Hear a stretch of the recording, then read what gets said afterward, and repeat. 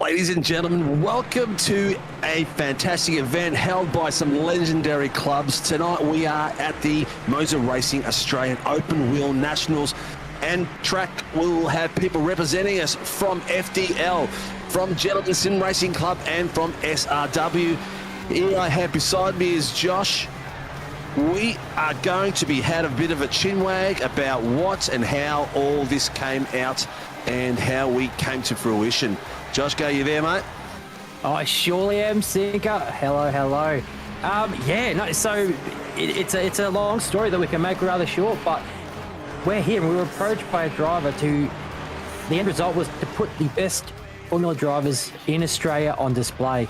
So what we came up with, we went to the drawing board and we came up with a bit of a formula to basically just pit clubs against each other and pit drivers against each other to give everyone up and down the grid something to fight for. But end result, we are going to put one driver on the top step and celebrate them as the best Formula driver in Australia. But at the same time, there is a team's championship in it, and we've added another team. So yeah, I'll let you talk about that one, Tinker. Well, we're expanding. We're always looking out for teams that are up and coming, that are leagues that are up and coming, I should say, and that have got the same open wheel strategies and mentality that we have, and Formula Downforce League. Formula Downforce League. I knew I was going to get that wrong. Came across our radar, and a couple of guys that raced in our series and your series are in there as well. And Dougie said, let's give them a crack, and by all means we did. Don't I mean Dougie? It means Douglas Gowans, the grandpa himself, Guns Out we call him, whose idea was with me to do this, and then I said, yep, let's have a chat to Joshki, and it's never looked back. We are in our 5th annual event. We have so far had every single one by the Gentlemen Sim Racing Club. Even though I will stipulate this one point that the sim racing world drivers have led probably more laps than anyone. But we've also taken out ourselves more times than anyone else has as well. But I have been streaking. I haven't done a slab because we're too far apart, but I have lost everything so far except for my pants, and tonight probably won't be any different. So I don't know, Josh, no more bets? No more bets, mate. There's always time for those pants, so we can arrange another side wager on the side. But no, it's great to see Formula Drivers League jump on board with us. They have a very different formula, so all 3 leagues are very, very, very different to each other, and it's just insane that we've all managed to align here to put our drivers on display. So Formula Drivers League, they basically they have minimum requirements for entry. They have quite a high I rating requirement. I believe it's about 3.5k, and if not, then you need to prove that you're within 1 second of the absolute top drivers in the league. So they mandate high requirements to race in the first place, and they're cranking out big numbers. They're punching near 40 odd drivers, I think, at the end of the season. I'm sure Ewan can chime in here, but great to see them on board. It's going to be a fantastic race. We have in the background with us the regular loud voice that joins us every series so far. Zach's in the background there representing the Gentlemen Sim Racing Club, and we've got Ewan representing FDL tonight. So welcome both of you in the booth. Please talk over the top of me whenever you feel through. I'm just going to say one more thing. This is Bathurst, and anything is possible. These guys at FDL are super fast, but you know what? You're at the front in Bathurst. It doesn't mean you're going to finish at the front. I'm going to chime in here immediately and hold you two to account before we go any further. Good evening, ladies and gentlemen. Great to have you along on the platforms of SRW and the GSRC. Welcome to the 5th edition of the Australian Open Wheel Nationals. Hard to believe it's 12 months since the inaugural one was staged, of course. Sinker's right. GSRC 4 from 4. There's one driver in the field that's a 2-time Australian Open Wheel National champion, and he only led about 13 metres of the 4th edition, and that was at the Algarve circuit in Portimao, Portugal, of course. But you two got together, spun the wheel, had a few different tracks there for selection, and instead of, landing on a safe option, you've chosen Carnage and Chaos, I think was the wording I read correctly. Oh, come on, mate. If you've got really, really fast guys, and you've got good guys, and then you've got us, we need to balance it out. And I think Bathurst's the perfect balancing out. It does bring with it a few different elements of uncertainty tonight. There's no doubt about that. But one thing's for certain, ladies and gentlemen, this is going to be an hour of the week-long entertainment that includes the AFL Grand Final, the XL Enduro at QR, and so many other great sporting events this week that you need to be here for and you don't want to miss. A very good evening from Central Commentaries, Zach Caban, Steve Sinker, Josh Zuno, and new voice to the Australian Open World Nationals. The boys mentioned him earlier, Ewan O'Leary. Good evening to you, Australian Eastern Time. Good morning to you in your neck of the woods over there in the United Kingdom. Great to have you on board, mate. Give us some intel with regards to that new addition to the Australian Open World Nationals concept, mate. You've been the voice of the FDL season so far, and as the boys have already said here, they bring a lot to the table, these guys. They pack a punch, and they're here in the bit of trying to do what SRW haven't been able to do in the last 12 months, and that's beat the GSRC. Could the newest club involved in the Australian Open World Nationals potentially get on the board here and draw first blood before SRW have even registered with the scorers? I think, looking at the practice session at the moment, the answer is that it could be yes. It's obviously hard to work out from one lap pace, and the race, especially at Bathurst, is always weird in so many ways. But I think, we are definitely in a good position as far as speed is concerned. Just on the numbers, by the way, that you referenced a few moments ago, we actually saw numbers sort of go up towards the end of the season, which is unusual, but it's been in a great place in 2025. The FDL League, 36 entered to the final race of the season. We've been hovering at the sort of high 30s throughout the season as well. So it's been a great 2025 so far. Still got one more season to come, of course, in FDL, starting next month. But yeah, this is a great opportunity. Great to be here. Thanks very much for the invite, and looking forward to it. Boys, it always adds a little bit of class. I'm not going to lie when there's hang on. British voice in the house. You got to, everyone out there, don't try to tune your audio. Yes, he flew here. He wasn't born here. He flew here. But Ewan, give us a little bit of background, mate. On you, mate. On you, the individual. Mate. On you. Mate. Oh, I don't know. I'm from England. I've been doing FDL for a year. I've been commentating in iRacing for longer than I'd want to know about, really. I think just over 3 years. But I've done some of the iRacing special events in the world. Done stuff for a couple of other broadcasters as well. So yeah, and this is what I do for a living, basically commentating on Australian and time zone events in the morning in the UK. Well, obviously, you're a morning person. I'm a night person. I do my best work after dark. I think Sinker does as well. And that's not necessarily talking about the commentary. That's talking about the nudie runs he's had to do after the last runnings of the Australian Open World Nationals. However... My wife better judge to that. I don't do my best work after dark.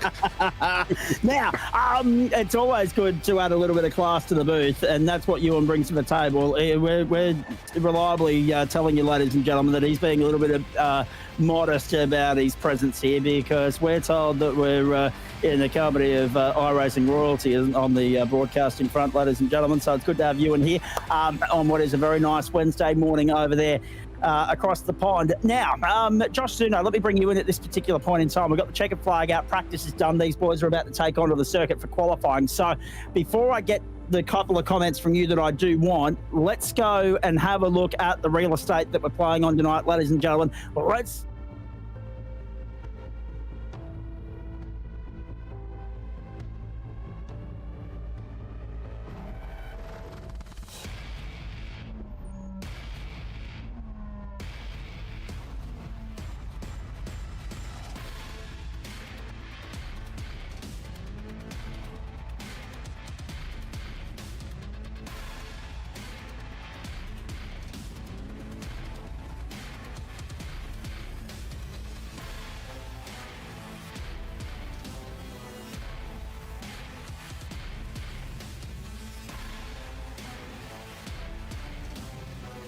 This is now the second Australian venue to play host to the Australian Open World Nationals. Phillip Isle on the last one.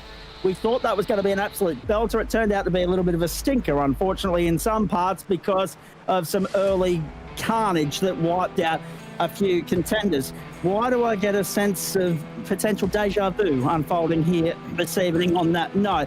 But there it is. 6.213 kilometres. Ignore that little typo from SDK, ladies and gentlemen. 35% humidity, 23 degrees the ambient, 12 kilometre an hour winds, clear conditions, 36 on track.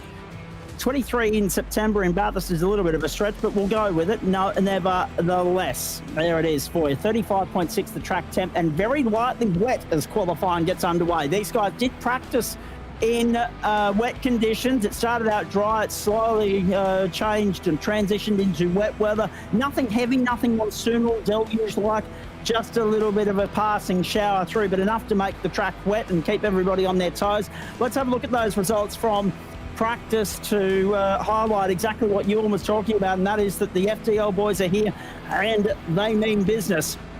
We had a 2-hour practice session. It has come and gone.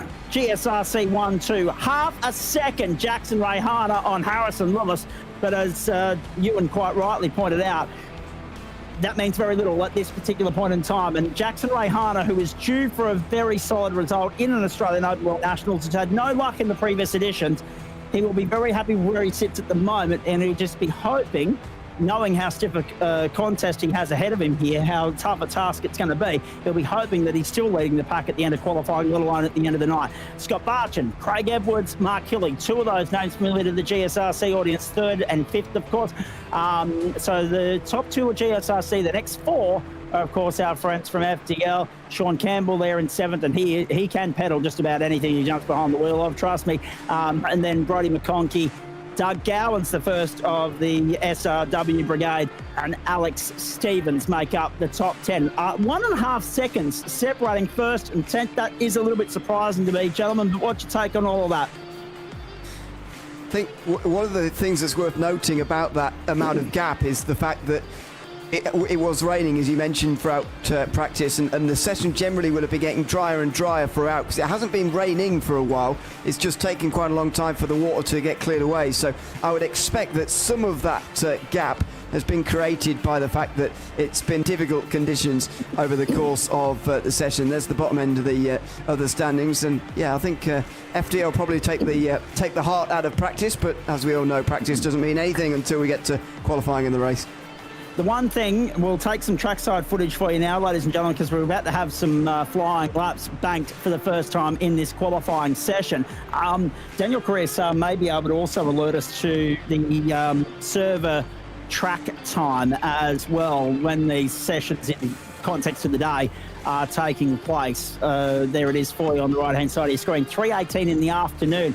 So the one thing you've got to worry about, well, actually, the one thing you don't have to worry about, because the server is actually set in the future, ladies and gentlemen. It's October 22, 2025, which brings with it a point that was actually a subject matter that was discussed before we got on air here, ladies and gentlemen. You won't have to worry about daylight because New South Wales is one of those parts of the world that observes the progressive and civilised concept of daylight saving. And even if we race beyond 6 o'clock server time, we're going to be right for daylight there this evening at the Mount Panorama circuit. Very nicely done, and I've ticked that box off people's bingo cards before we get too far into qualifying. Josh, as we see some laps banked here, the first one from Mark Hilly, 2:02.055. You mentioned the drying track. That's going to be a very interesting element of this qualifying session, timing your run. I reckon we might see a few more laps towards the end of the session that flirt with the top of the leaderboard as a result of that. But there are 2 things I want to get you to chime in on here, mate. And one is that the GSRC boys have had to reacquaint themselves with the Super Formula Light machine because it has not been part of our Term 3 offering. We've been in the Super Formula, the big brother instead.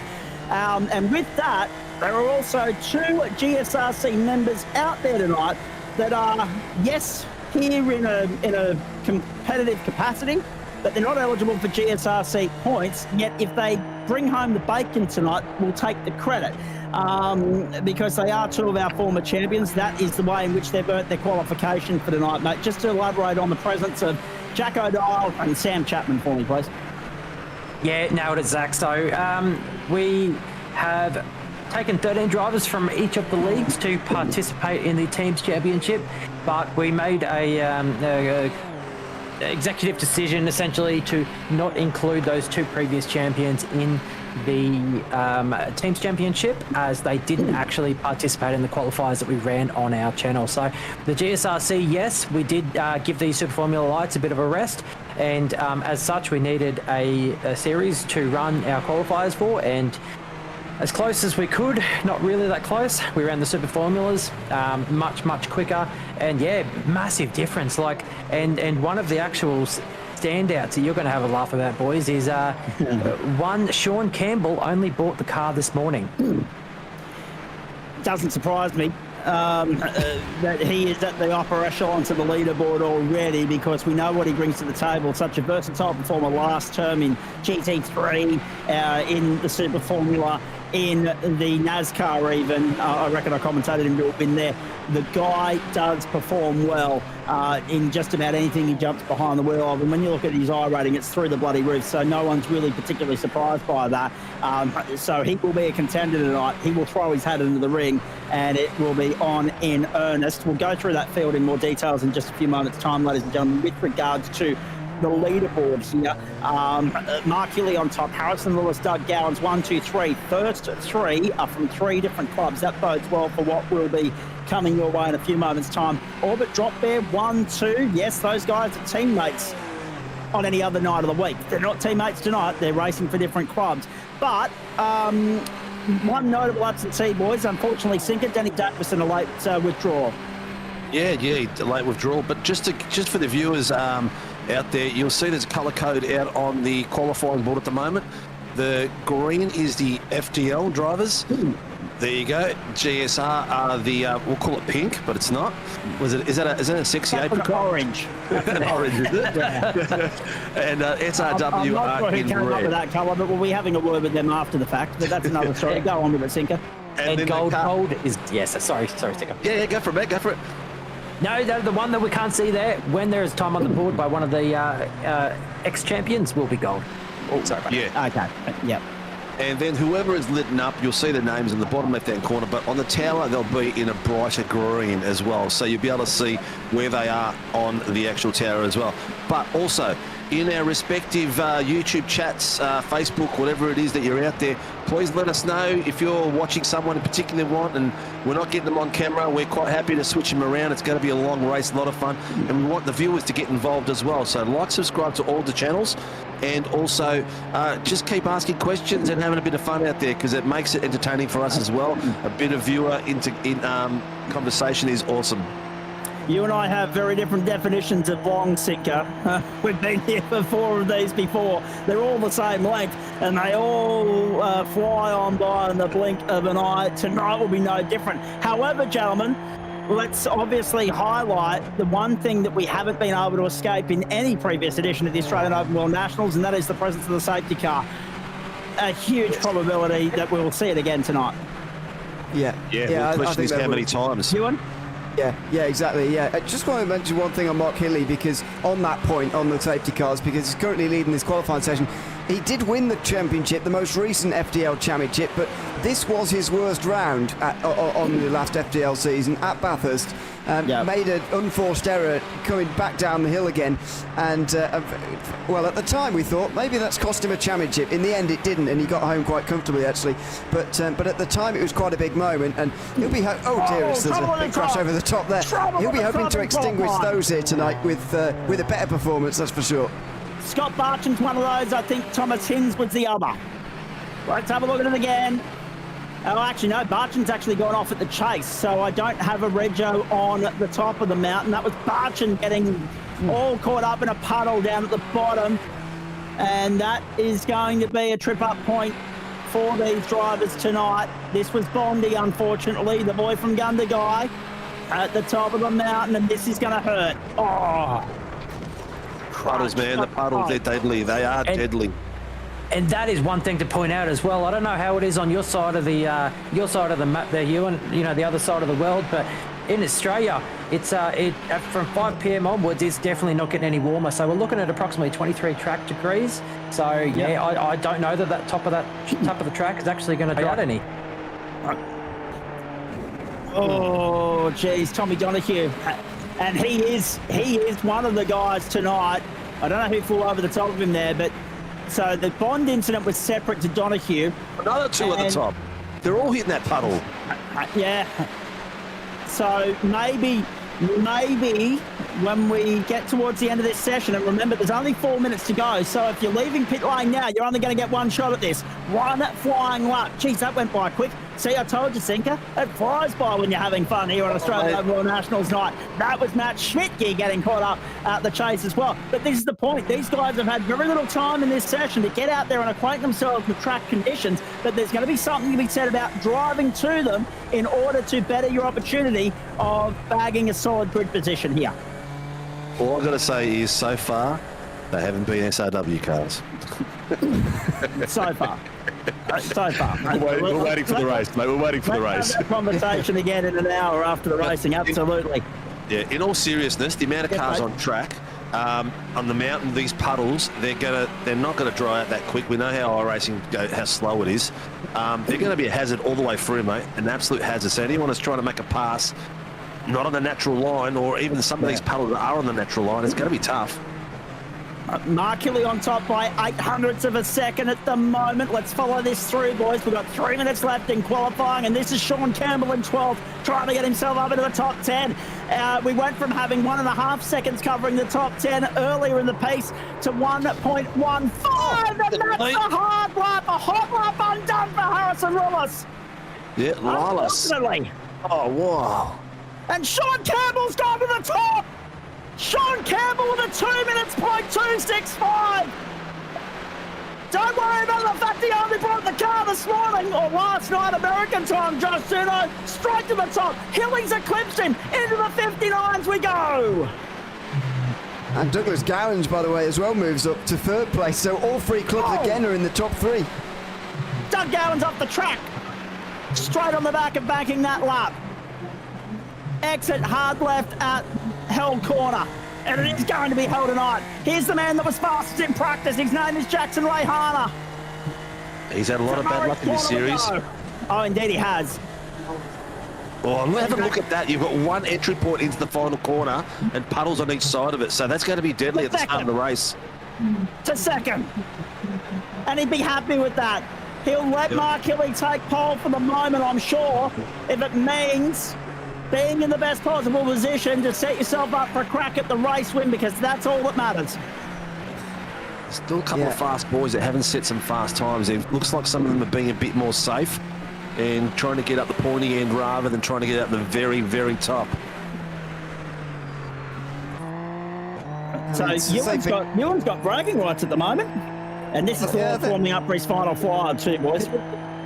Just about, I was going to mention on Jackson Rihanna, by the way, will definitely be claiming a victory if he wins, because he battled with Mark Hilly for the title in FDL as well. So there you go, just pointing that out before we get to the race. And that's the point as well. Like, I mean, it would have been a difficult decision for some of these guys. Not so for others, but a difficult decision for some who are invested in both series. So your loyalty is tested on a night like this. There's no doubt about that. Here comes Harrison Willis trying to get heated in the tyres. He gets to the line with 33 seconds to spare. He's off on his last lap of qualifying. Hilly has pole at the moment, 4 tenths to the good. Rayhana, Campbell, Gowan, Stevens and Lewis the top 6. Clean run out of Hell Corner. I'm getting... Ewan, we have this race meeting in October in Australia, super taxis and 161 laps and 1,000 kilometres and other things, right? And the state of the track at the moment in Server with those puddles on the edges, that's giving off real 2022 start vibes, boys. Yeah, and I did a Bathurst 1000 actually last weekend in iRacing, and it was very, very difficult to clear the water away after a very, very short rain shower. So I would say that, I can't remember who said it, but this water is going to stay here for the race, and it's probably not going to be cleared before the finish.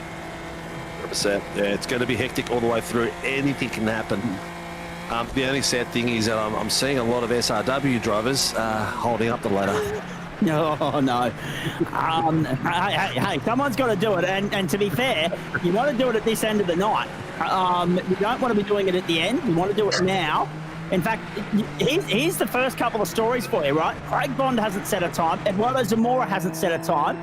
Jackson Dole, Nathan Burney, Mitch Noble, Giuliano Sinesi, they have all not set a time. So what's the ruling there, boys? Are they allowed to start at the back of the grid, or is it a pit lane start for them? They'll start No, just back at the grid. whatever iRacing allocates them based on what they've done out there. I have a little bit of inside information as well. So that crash that we saw at the last corner, Harrison Lillas was on a 58.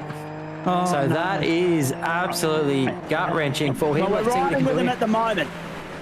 Has he been able to piece it together to the final corner to try and eclipse Mark Hilly on the final lap of the qualifying session? No, but Sean Campbell does! And Lewis goes down! Sean Campbell with the death! 159, 648 for Sean Campbell. Lewis improved. Hilly responds. Hilly has got pole. What the hell? 3 changes to the leaderboard in the final moments of the session, and that's why we love the Australian Open World Nationals. Hilly gets pole, and he still put quarter of a second on Campbell. Lewis improved into the 59s, Rayhana as well. So 3 GSRC boys, second, third, and fourth, but FDL have bragging rights first up on a Wednesday night. One more thing. Joshko, you're in the back there. Are you going to be providing us data and points based on team positions as well?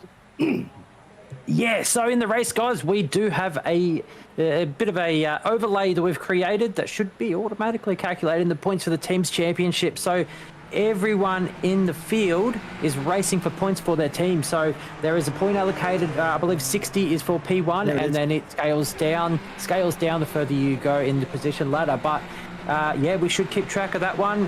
There is a 75% finishing, to qualify 4 points. But yeah, that's going to be a big one as well. Now, I wanted to come back to something before these guys are obviously going to line up and we're going to go racing, gentlemen, and we'll have a look at the grid for you in just a moment. But Sinker, we didn't get a chance to come back to you, mate, because all hell broke loose out there on track, as you saw. Firstly, incidents, and then second, times tumbling. But and they're about to line up and go. So we've got very little time here. It's amazing how historic and synonymous with the world of motorsport and with Australian motorsport this circuit is. How many Australian drivers actually, as much as they love it, just cannot wrap their head around it. It's a different mongrel, isn't it? Oh, it's an absolute beast, and that's where this track takes victims like having a sneeze and a floral fest. You know, it's crazy. It's going to be. You know what? I'm trying not to say too much because at the moment I am packing myself because I'm looking at this grid and all I can see is one SRW driver. Let's get this thing going so I don't have to look at it. Mark Hilly and Sean Campbell, the front row. Harrison Lewis, Jackson Rayhana, the second row. Doug Gowans, Alex Stephens, the third row. Craig Edwards, Tom Donoghue, and Scott Marchand and Brodie McConkey make up the top 10. 6 FDL drivers in the top 10. 3 GSRC, 1 SRW. Darren Yeaman to 11th. A former 2-time AOWN champion in 12th in Sam Chapman. Angus Milne and Alex Tzikis on the 7th row of the grid. Thomas Hinds, Greg Barber, the 8th. Dylan De Bono, Tristan McLaren, the 9th. And then Thomas Sinner and Adam Lavis from row 10. Row 11, Scott Pocock, and I need to get a rego on the surname there, Timothy Schmallenberg. Then you go back to Daniel Byrne, that's Schmidtke on the 12th row. 13th row, Jack Rebellion and Nicholas Martin, Jason Depp, and Nicholas Schmallenberg from, so you got 2 Schmallenbergs out there. That's going to be good to wrap your head around at fast pace, isn't it, boys? From the 14th row, Giuliano Sinesi on the 15th row alongside Matt Tesorio. Then you go back to Tyler Sheaf, Travis Azzopardi on the 16th row, Andrew Proctor and Cameron Dance the 17th, Greg Heaney, Nathan Verney the 18th, Johnny Bannack and Eduardo Zamora from the 19th, Craig Bond, Jackson Dole from the 20th, and Mitch Noble will be alongside nobody there on the 21st row. Righto, so we're going to form up, boys. We're going to take our time with it here. Angus Milne's got himself a pit lane start for impeding. Oh, okay. Copy that. Jackson Rayhana from 4th on the grid here, boys. Quickly, Ewan, who's your money on? Can Hilly convert this into pole? I'm not sure we've had a winner from pole in the Australian Open World Nationals before. Yeah, I think it's going to be difficult because of the guys who are lined up behind him. To be honest, I wouldn't like to pick a race winner, but I know I have to. It's almost impossible. I'm going to go for Hilly just because he's an FDL driver and it would be something that's not happened before. But it's so unpredictable. There's no way of knowing who's going to win this race. I was going to say Jackson Ray Hunter until Sean Campbell showed up. Sinker? Mate, I'm not making a single comment in case I put the MOZA on any of my drivers. All right, well, let's just strap in and enjoy the ride then, shall we? Can we have a look at the track and circuit weather conditions now that we've ticked over into the race server, please, Dan Correa, sir? 3 minutes already gone here, so the grid's nearly finished forming. 34.4 the track temperature, but still very lightly wet, so we've got to work through those tricky conditions in the opening stages of the 5th instalment of the MOZA Racing Australian Open World Nationals on a Wednesday night. Let's go. Blinder of a start from Mark Hilly. Sean Campbell went nowhere, and he's lost 2 spots off the outset. Let's hope we can get through Hell Corner cleanly. Otherwise, it is going to be absolute hell. It's going to live up to its down the back 2. Yep, trouble already. Oh, we've got 1, 2, 3 cars. At Hell Corner. 1 in the dirt. Oh dear, Matt Schmidtke already on pit lane. Angus Milne has rejoined from the back. Adam Proctor's off the circuit. Big dive down the inside. And that was Chapo going up into 9th. He's up 3 spots already, Ewan. Great start though from Mark Kelly converting from pole. Yeah, Chavez alongside Brooke McConkie and goes through, I think. McConkie outside the top 10. Actually, normally one of those drivers, Brody McConkie, who actually moves forward on the opening lap of races. That's generally been the trend, but he's qualified actually rather well here today, and so moving forward is going to be very, very difficult indeed. But clean start from those at the front of the field. For those 3, by the way, who went off at Hell Corner, there was 1 from each club involved, so kind of evens out, although Angus Mills' pit lane start doesn't help FDL. No, it doesn't. And Matt Schmidtke's already parked up. He said, I'm done, I've had enough. Unlucky. The first retirement of the night is from the platforms of the Gentleman Sim Racing Club. And we are down to 39. Andrew Proctor, the last of those at the back of the field. Eduardo Zamora's off track at the top of the mountain. So too Angus Milne. But in the meantime, we make it to Conrod Straight. The wide open spaces of Conrod Straight, ladies and gentlemen. Listen to these things in full flight as they head towards the fastest corner in Australian motorsport for the first time. Mark Hilly, Jackson Ray Harm are the top 2 at the moment. And here's Dylan DeBono. He's a convert. He was an SRW trooper once upon a time, was he not? Yes. Oh, Chapo's gone. Chapo's out in the weeds. Chapo, that doesn't mean he's not finished for the race. We'll see Chapo come from the very back of the grid to win last round and took very good advantage of the safety car, which is going to be a tricky one tonight too. Safety car could change the impact of the race. And Chapo's fallen down in all of that, well down the order. I've got to pick him up there at 24th position. Can you believe that? Meanwhile, at the front, Mark Hilly's got the advantage, and we're riding on board with Craig Edwards, Ewan. Yeah, and he needs some help, Mark Hilly, from his teammates at the moment. Alex Stevens currently the best placed of them, but if you're looking at previous form, you'd expect it to be someone like Craig Edwards who should be supporting Mark Hilly. Here he goes down the inside of Doug Gowans in towards turn 2, and it looks like he's going to go through, although outside the cutting's never an ideal place to be. Just ask Greg Murphy and Marcus Ambrose. To the left-hander through the cutting, the steepest corner of the circuit for you, 1 in 6 grade. Up to the top of the mountain we go. Blinder at a start from Mark Hilly at 2:01.406 off the jump, and he's already put 1.8 seconds on Jackson Ray Hunter, who was the best in the top 10 as far as the start was concerned, up 2 spots. The big change was that he went up 2 and Sean Campbell went down 2 on the opening lap, and Dan Yeaman, who's always a dark horse when he can have a clean run, is already into the top 10. He's up 2 spots on the opening lap as well.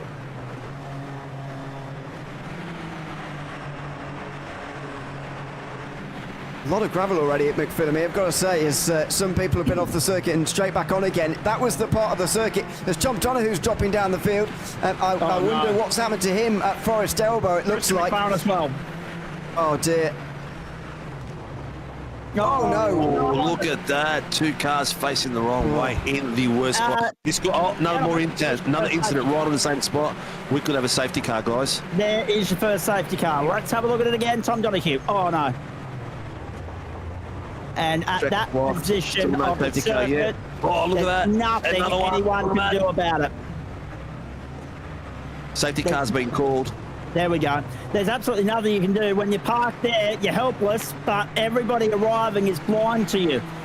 And they don't have anything in the way of reaction time. So already, pit stop's underway. First safety car of the night. We knew this would be trouble on the run into pit lane, actually. Oh, is that going to be a iRacing penalty for entry? Safety car making its way out onto the circuit, but it's not actually going to catch the leaders. They're going to have to come round again. Mark Hillick too quick for them. Harrison Lewis 159.394. And look at the swarm of activity on pit lane. McConkie, Barber, Byrne, Schmallenberg, Hins, Dance. And that's just the start of it. Sheaf and McLaren off track. McLaren, the one parked up pretty wounded at the elbow. The reason for the caution in the first place. Oh boy, we knew it was going to be action-packed, boys, but I didn't expect we'd get a safety car in the first 5 minutes until we saw the patchwork quilt that is the wet and dry of the racetrack that we're playing on tonight. Going to be tricky all night tonight.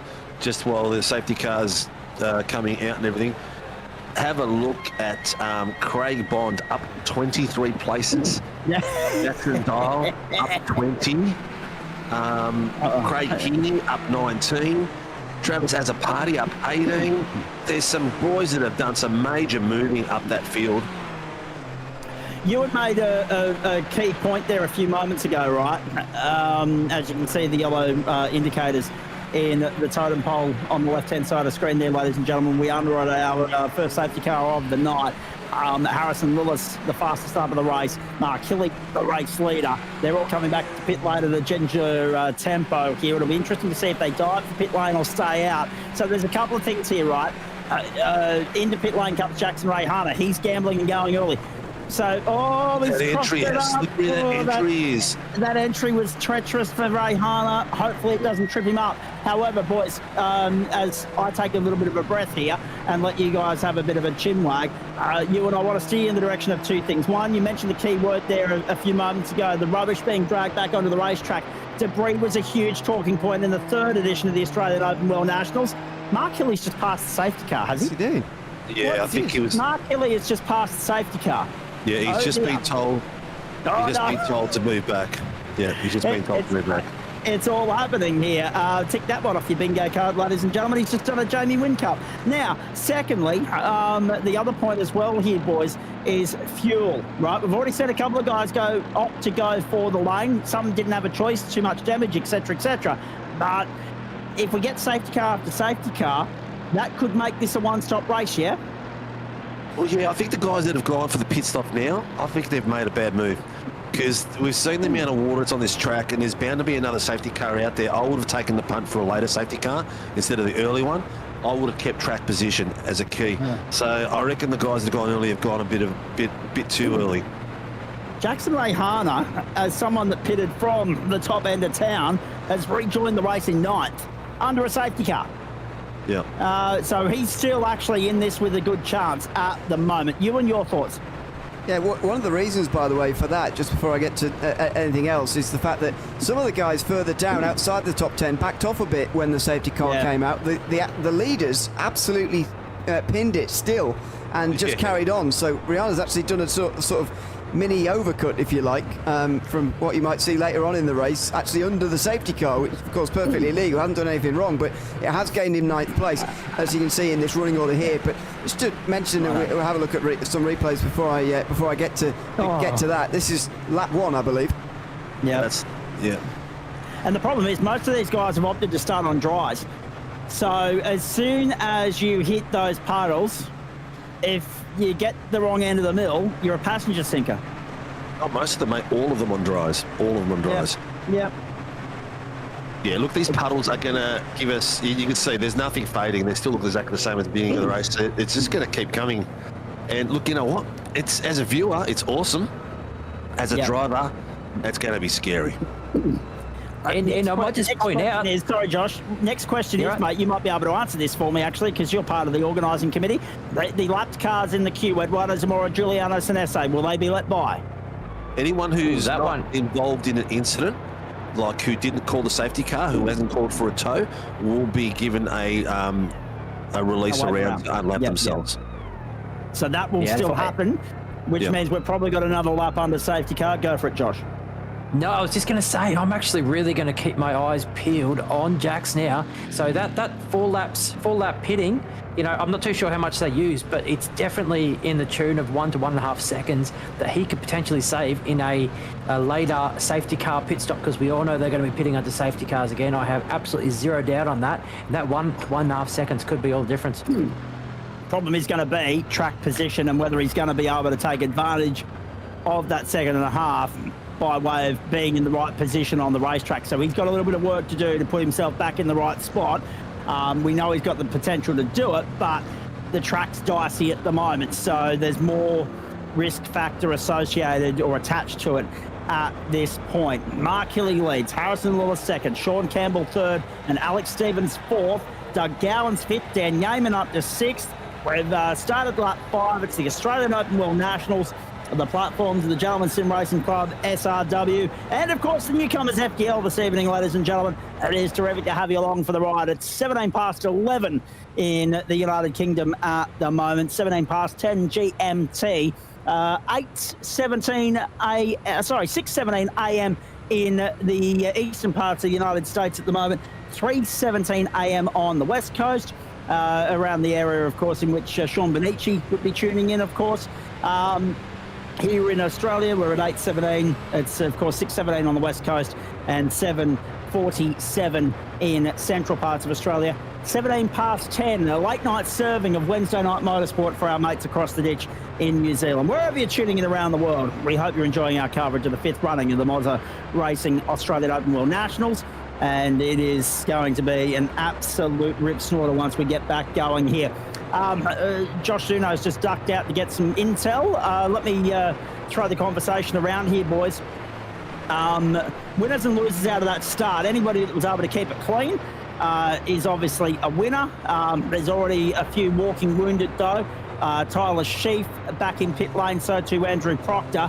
Eduardo Zamora, the big loser from the GSRC. Matt Schmicke didn't even make it in the first corner, so we're 2 horses out of the race already, boys.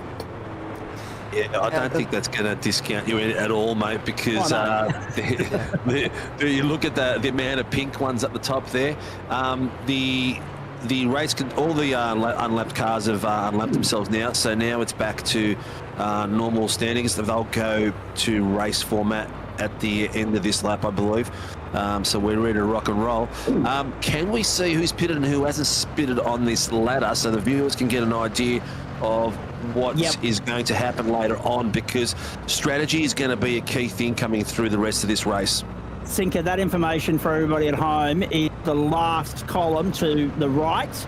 Yep. So for everybody at home, you'll see that there's some drivers running one column more than everybody else. They're the guys that have already transited the lanes. So that is everyone from Rayhana to Edwards to McConkey and Barber, etc., down the line there. This just whets the appetite for the rest of the day, Ewan. This will get the blood pumping for the afternoon over there in England for you. Yeah, well, exactly. Yeah, about to approach.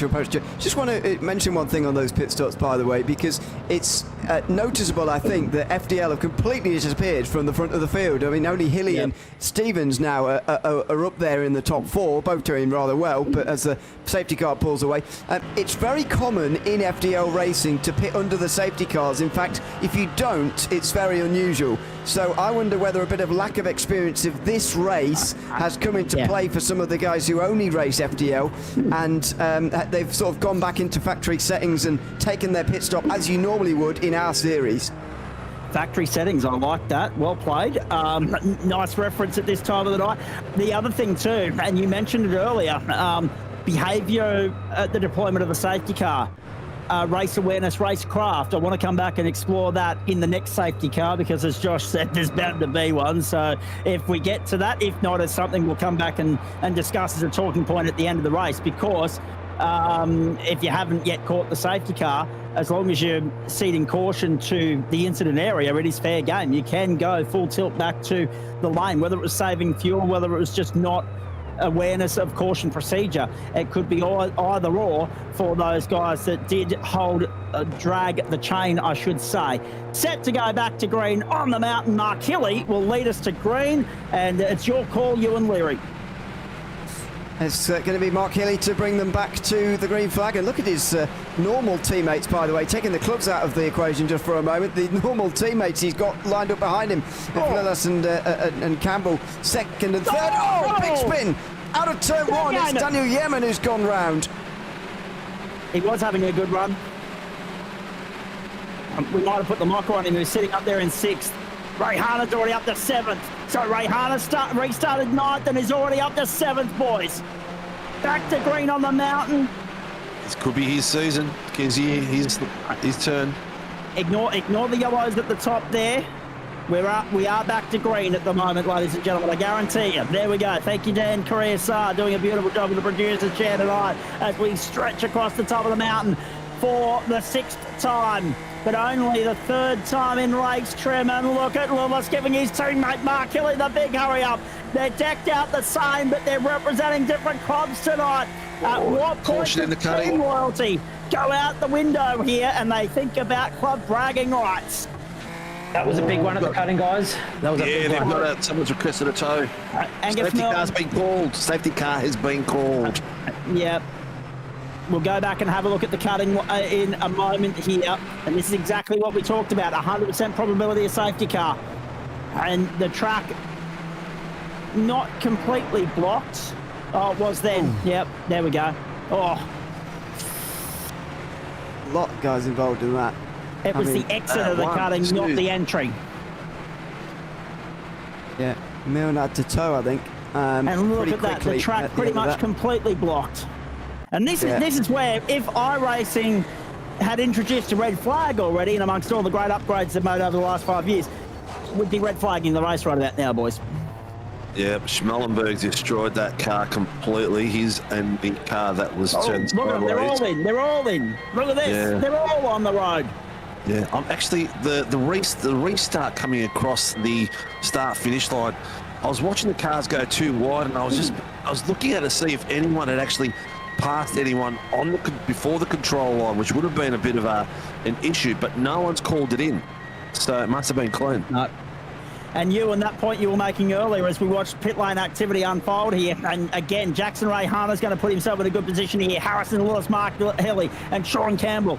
And Jackson Rayhana will be 4th off the pit road of those that went to pit road. He was 7th at the time the safety car was called. So again, topping up that tank continues to work for the Summit Sim Sports Racing engineer.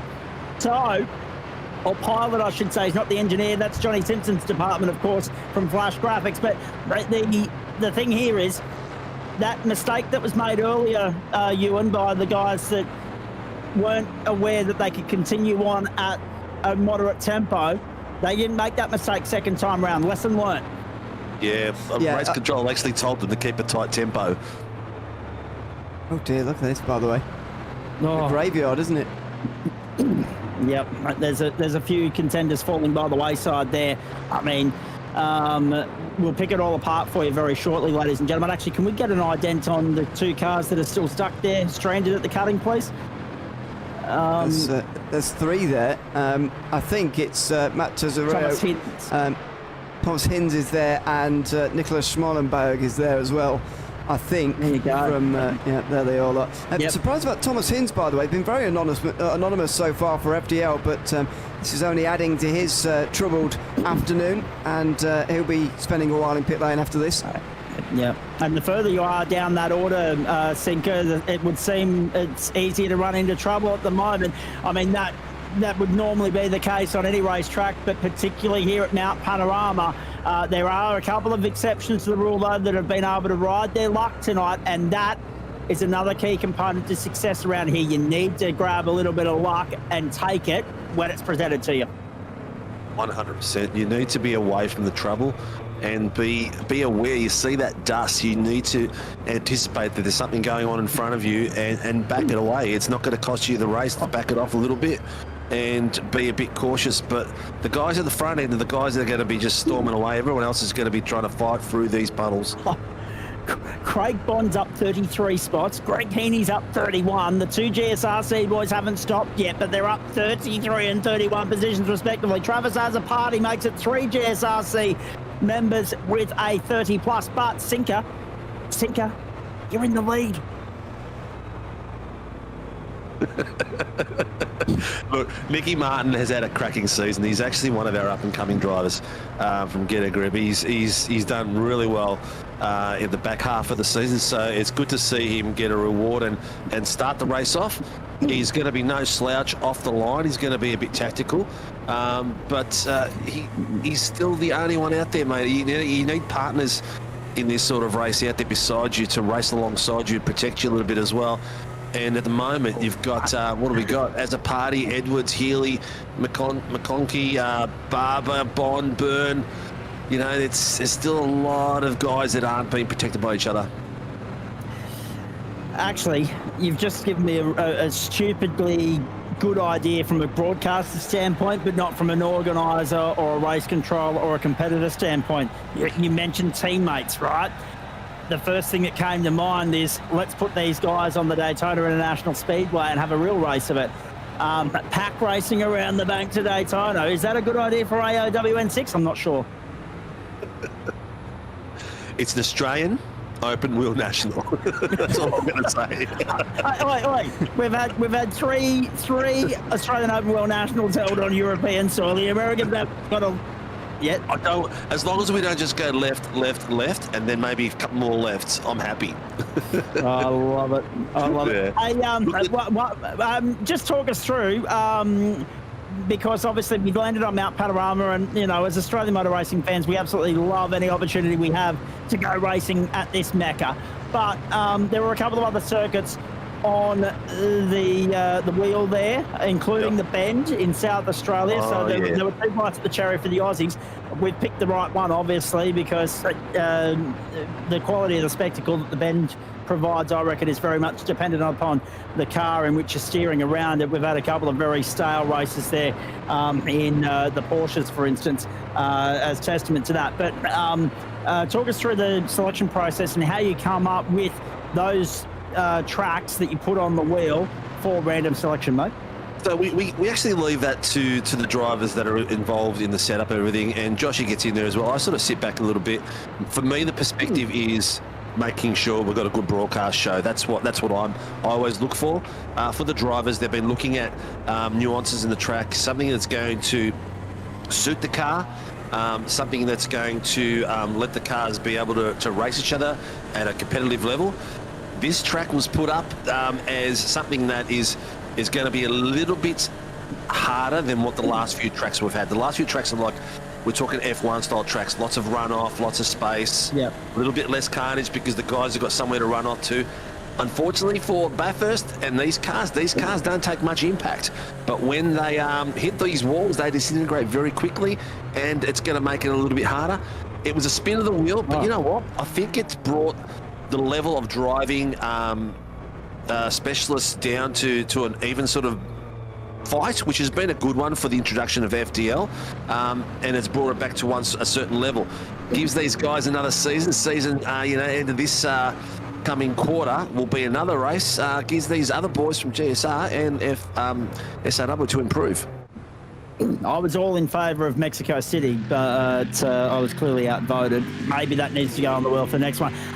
Quickly, can we get an update on time and track conditions, please? Daniel Correa-Sar, safety car heading back to the pits in a fair hurry. If we can have a look, there it is. So we're at 4:01 in the afternoon, 7 km/h winds.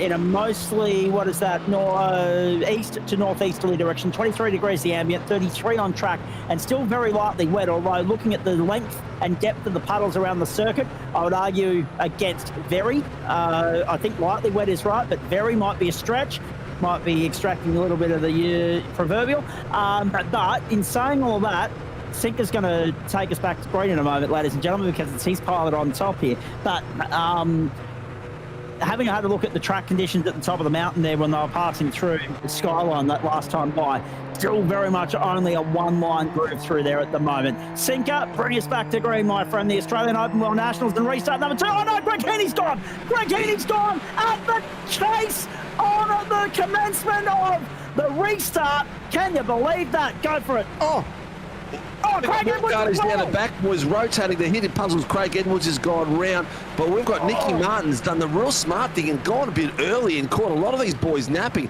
Straight away, he's got himself a good gap. But as a party, Connolly and Barber have followed him right through with Duval, all chasing nicely, coming up the mountain as we go. Oh, no, there it is. There it is. More trouble. Bondi's gone. He's not the only one. Oh, look at that all going everywhere. I haven't heard safety car called yet, but I think we're... It won't be far off. Harrison Lewis is gone. Harrison Lewis is done. We did One of the tell key you. Contenders on the platform. Safety car is on its way. Is biting the dust. Can you believe this? This was Bondi through the It's the puddles. puddles, it's the puddles. As I said earlier, dominoes. you've got to stay off the puddles in these cars. It's just, you can't risk it. And the boys that are staying off the puddles are the ones that are getting closer and closer to the pointy end of this grid. Have a look at this. Oh, Bondi, no. And unfortunately, Bondi didn't give himself any leverage there because it was all four wheels through that puddle. He had no hope. Yeah, and Harrison Lewis has got no drive. Absolutely. That thing is done. Well, Nicky Martin did a good job getting off. Well, absolutely. Could you imagine how many more cars would have been involved if he'd mucked it up, eh? Yeah, very much so. Travis has a party to second. Look who's fourth. The winner of the Australian Open World Nationals when it visited Mugello in Italy. Jackson Dial is fourth. And right in the mix here as we head back to pit lane for some of these guys and we head back to a neutralised situation here for the third time tonight with the... what's the record? This would have to be the record for the number of safety cars in the Australian Open World Nationals. And I reckon we can... we've got plenty of time to add to it yet too, boys. 26 minutes gone, and what have we had? Maybe 5, 6, 7 minutes of green flag running if we're lucky. It's going to be a long night. I have to give full props to Stephanie Piccoli, our safety car driver, has done an exceptional job doing laps at Bathurst. He might get classified the way he's going. No, it's a she, Stephanie. Sorry, Stephanie. Right, yes, no, thank you. She might get classified for your mob yet. Well, yeah, she hopefully we can add it. Hey, Josh, add Stephanie to the points, please. That's it. She's definitely in the mix to get classified. My goodness, that was Greg Heaney before we even got to the restart. He was able to get back going, but unfortunately, yeah. Man, what happened? We did have some boys out the pointy end and we were looking good for a bit then. But Greggy Barber, who has been the silent assassin, I don't know what happened to him. He must have got mixed up in that corner here as they came through. Mike Gilly off in the graph. Who did we lose? Avoiding the crash through turn one. Craig Edwards, by the way, spinning at the final corner for FDL as a bit of a surprise, bit of a rainmaster. Unfortunately going around there on that restart, but another restart where we've had incident, unfortunately. I'm still not seeing the safety car actually out on the circuit yet, by the way. I'm not sure if anybody else seeing anything different, but... No, that's very true. I see it still racing. I think so. I think they've let this one go, which is interesting. We were told that the safety car was coming, but no, they're definitely racing. So, I mean, I'm only relying on the word of Sitka, so Sitka might have given us a bum. Say safety car, but it looks like it wasn't called. It might have been on standby. Well, that's good news because it means we get to go racing, and Travis has a party's gone to the front for Whiskey Business Racing and the GSRC. As a party from 32nd on the grid leads the Australian Open World Nationals at the end of the 10th lap, and we're gone 28 minutes already, ladies and gentlemen. This is extraordinary. We've got 30 minutes to go, and we've had how many rounds of racing? The rest has been all, have a look how dangerous that was coming through there. He made it quite well. Nicky Martin is following quite tightly. My advice to Nicky Martin at the moment is stay as close as possible, but stay off the wet stuff. Easier said than done at the moment, especially when you get the skyline. 1 inch out of taking place it there. back. Brilliant from Nick Martin. Brilliant. Great work by Martin. One wheel too far wide at the top of the mountain and you're going to pay the price. So staying online is going to be so crucial to success here. And look at them, they're actively going about steering clear of those puddles. They know they are fraught with danger and so much of it. We're right on board with one of your mob, Ewan. That's, of course, Brody McConkie. Yeah, a slightly unusual strategy because appeared on lap 2, as did Jackson Dowell lap 3 on that first safety car, and has not pitted again since. Now the two in front haven't pitted at all, but yeah, McConkie flying the flag at the moment for FDL, doing a decent job of it at the moment as the leading FDL driver. Maybe wouldn't have expected him to be the leader of FDL so far today, but that's how weird these races get. You'd expect it from Mark Hilley, but Hilley's not that far away. He pitted on lap 6 and is running back in the top 5 again. Let's run through. Sorry, Tinker, you go. I was going to say, not to get you too excited, Zach, but mate. Jackson Dowell, he's having a cracker out there at the moment. And you've got to give credit where credit is due. He's staying out of trouble. He's staying off the wet stuff and doing a cracking job all the way up. What is it, 37 places up? Yep. But look who's right on his tail. The pole sitters right there with him now as they make their way through Murray's and back onto the main straight. In fact, that's a beautiful run for Mark Hilley. Straight down the inside of Dial. Dial will be relegated to 5th here. Cleanly done from Hilley on the run to Hell Corner. Very clean. Nice driver. Very skilled. Oh, look at the wiggle he got out of that corner as well. Yeah. He maintained it. But as well. Yeah, it just shows you what the track is doing out there. A driver like that's got to wiggle it out of the corner. Still the boys down the back are still hitting that puddle as they come around that corner. I want to quickly have a look at the casualty ward at the moment, boys, because by gee, it's a who's who, right? Matt Schmidtke, Eduardo Zamora, Thomas Hins, Nicholas Schmallenberg, Angus Milne, Dylan De Bono. You can't buy luck no matter which club he's running for in the Australian Open World Nationals. Poor old Dylan. Good evening to him, bad luck. Greg Barber, Scott Pocock. Giuliano Sinesi's now back on pit lane, has been for 2 minutes. Tristan McLaren, Harrison Lillis has got back out there, but it was after 3.5 minutes on pit lane. He's the better part of 2 laps down. Cesario, Rebellion and Byrne also showing a lap down at the moment. Despite all the carnage, we've still got 26 cars relatively on the lead lap. Although that being said, Nathan Verney's in the vicinity of being a lap down himself. Alex Stevens, the latest to have trouble, by the way. He's dropping down the field from the top 10. Sam Chapman up 2 spots as well into the top 10 now. Interesting to note too, boys, let's preface this reminding everybody at home, Rick Martin and Travis Azzopardi yet to stop. They will have to eventually, but they'll be trying to run this as far as they can and keep their fingers crossed for another safety car as they continue what has been a terrific scrap for the lead of the race on the run to the fastest corner in Australian motorsport. How tight do you like it on a Wednesday night? Travis Azzopardi goes back to the front and they're already under pressure from McConkie, and Hilley's up on his outside as well. Here comes Mark Hilley trying to get back into the top 3 to the outside of Murray's. He thinks better of it. I mean, these are both for an FDL, of course, McConkie and Hilley, so they do need to work something out between the two of them. But that was a really tight battle through the chase. I mean, the line there at that section now is so narrow because of the puddles either side of the racing line. That made it almost impossible for Azzopardi and Martin as well. But they made it work, and they are doing so again up towards turn 2 here.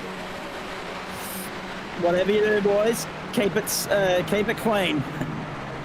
Looks like Nicky Martin's got it back again. These guys are going to keep swapping it after every little bit of draft they can get. Yep, because if they come undone, it's an enormous domino effect with the rest of the field reeling them in at the moment and eyeing off their track position. To the top of the mountain we go once more. Here's Mark Hilley. It'll be single line groove up through here at the moment. We're keeping an eye on the depth of the puddle, left and right, here at McPhillamy Park and down onto Skyline. There it is, both sides of the racetrack. Good luck finding a clear way through there. You can actually still see a little bit of the water coming off the tyres as you're coming through that top bit. So it's still going to be pretty greasy out there. Indeed it will be. But a cracking scrap at the moment. We're right on board with Jackson Rayhana, who sits 7th, 3 spots down on where he started. He's going off Jackson Dial and Sean Campbell. But again, like Sinker was saying, even though Dial's not getting points for the GSRC tonight, he is representing the GSRC because if he wins, we're claiming it as 5 on the trot. And they will also, like the FDL boys, that Ewan was mentioning, need to work together here. And as a party nearly had two wheels in the dirt. Oh, there it is. There we go. Bang and gone. And it's Contact taken again. the conky Don't with move them. back. You got to hold space. Don't move back. The seeds part for Mark Hilly to take the lead, and Sean Campbell to go to second, and Jack O'Donnell to third. Well, we're going to... Race Control's got that one in their little pretty hands. We'll see how that one comes out. But that's changed the pointy end of the stick in a big way. Mark Hill's first, Campbell second, Dale in third, Rian in fourth, Schmellenberg fifth, Cena sixth, Gowan seventh, and Tzatziki in eighth. Is that Maverick or was that Tom Cruise? Adam in ninth, and Edwards in 10th. Up 11 spots to Adam Lavis into the top 10. I said to him earlier, good luck, mate, bring it home for us. He said, yeah, right. He's inside the top 10. Brody McConkey, Scott Archer, Nick Martin, Travis has a party. Martin played no role in that incident, but all four men are on pit road at the moment. There it is again. I'll leave that to the boys down there. Yeah, I was going to say, do you play the only guy one on that the concerned me inside? then... Go on. Sorry. Go for it, Ewan. I was just going to say, do you blame the guy on the inside for sort of sticking their nose in there, or the guy on the outside for not giving enough space to the guy on the inside who has, don't forget, got to avoid that puddle on the inside of the braking zone of the chase as well. So that's going to be a really hard one to call, and yeah, we'll happily leave that one to Race Control. 100% not touching it with the barge pole, as Mike Raymond used to say. And the interesting, trouble at the top. Was that a car off on the left-hand side Jackson of the top Dale. there? Yes, it was. Jackson Dale, the winner of the Look at that. second edition of the Australian Open World Nationals, now could well trigger another safety car here. Oh, no, he's got back going. He has got back going. That is good news. Will stay green, but he's dropped out of contention back down to 16th now. Oh, my goodness. And another domino falls. Hilly and Campbell lead the way. Go for it, Steve Sinker. Aris Lilas has just smashed this track with a 1:58.99. He's the only driver on track under the 2-minute mark. I know he's not. There's a couple on the 59s, but he is in the 58s. That is unbelievable. Oh, more carnage.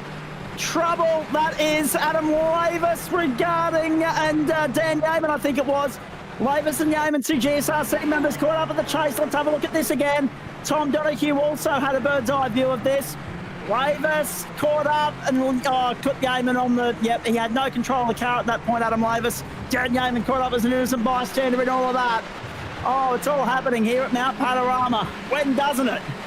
And we are on lap 15, boys. Now, your point about Harrison Lewis is quite poignant as well, Sinker, because he's only a lap down. Yeah.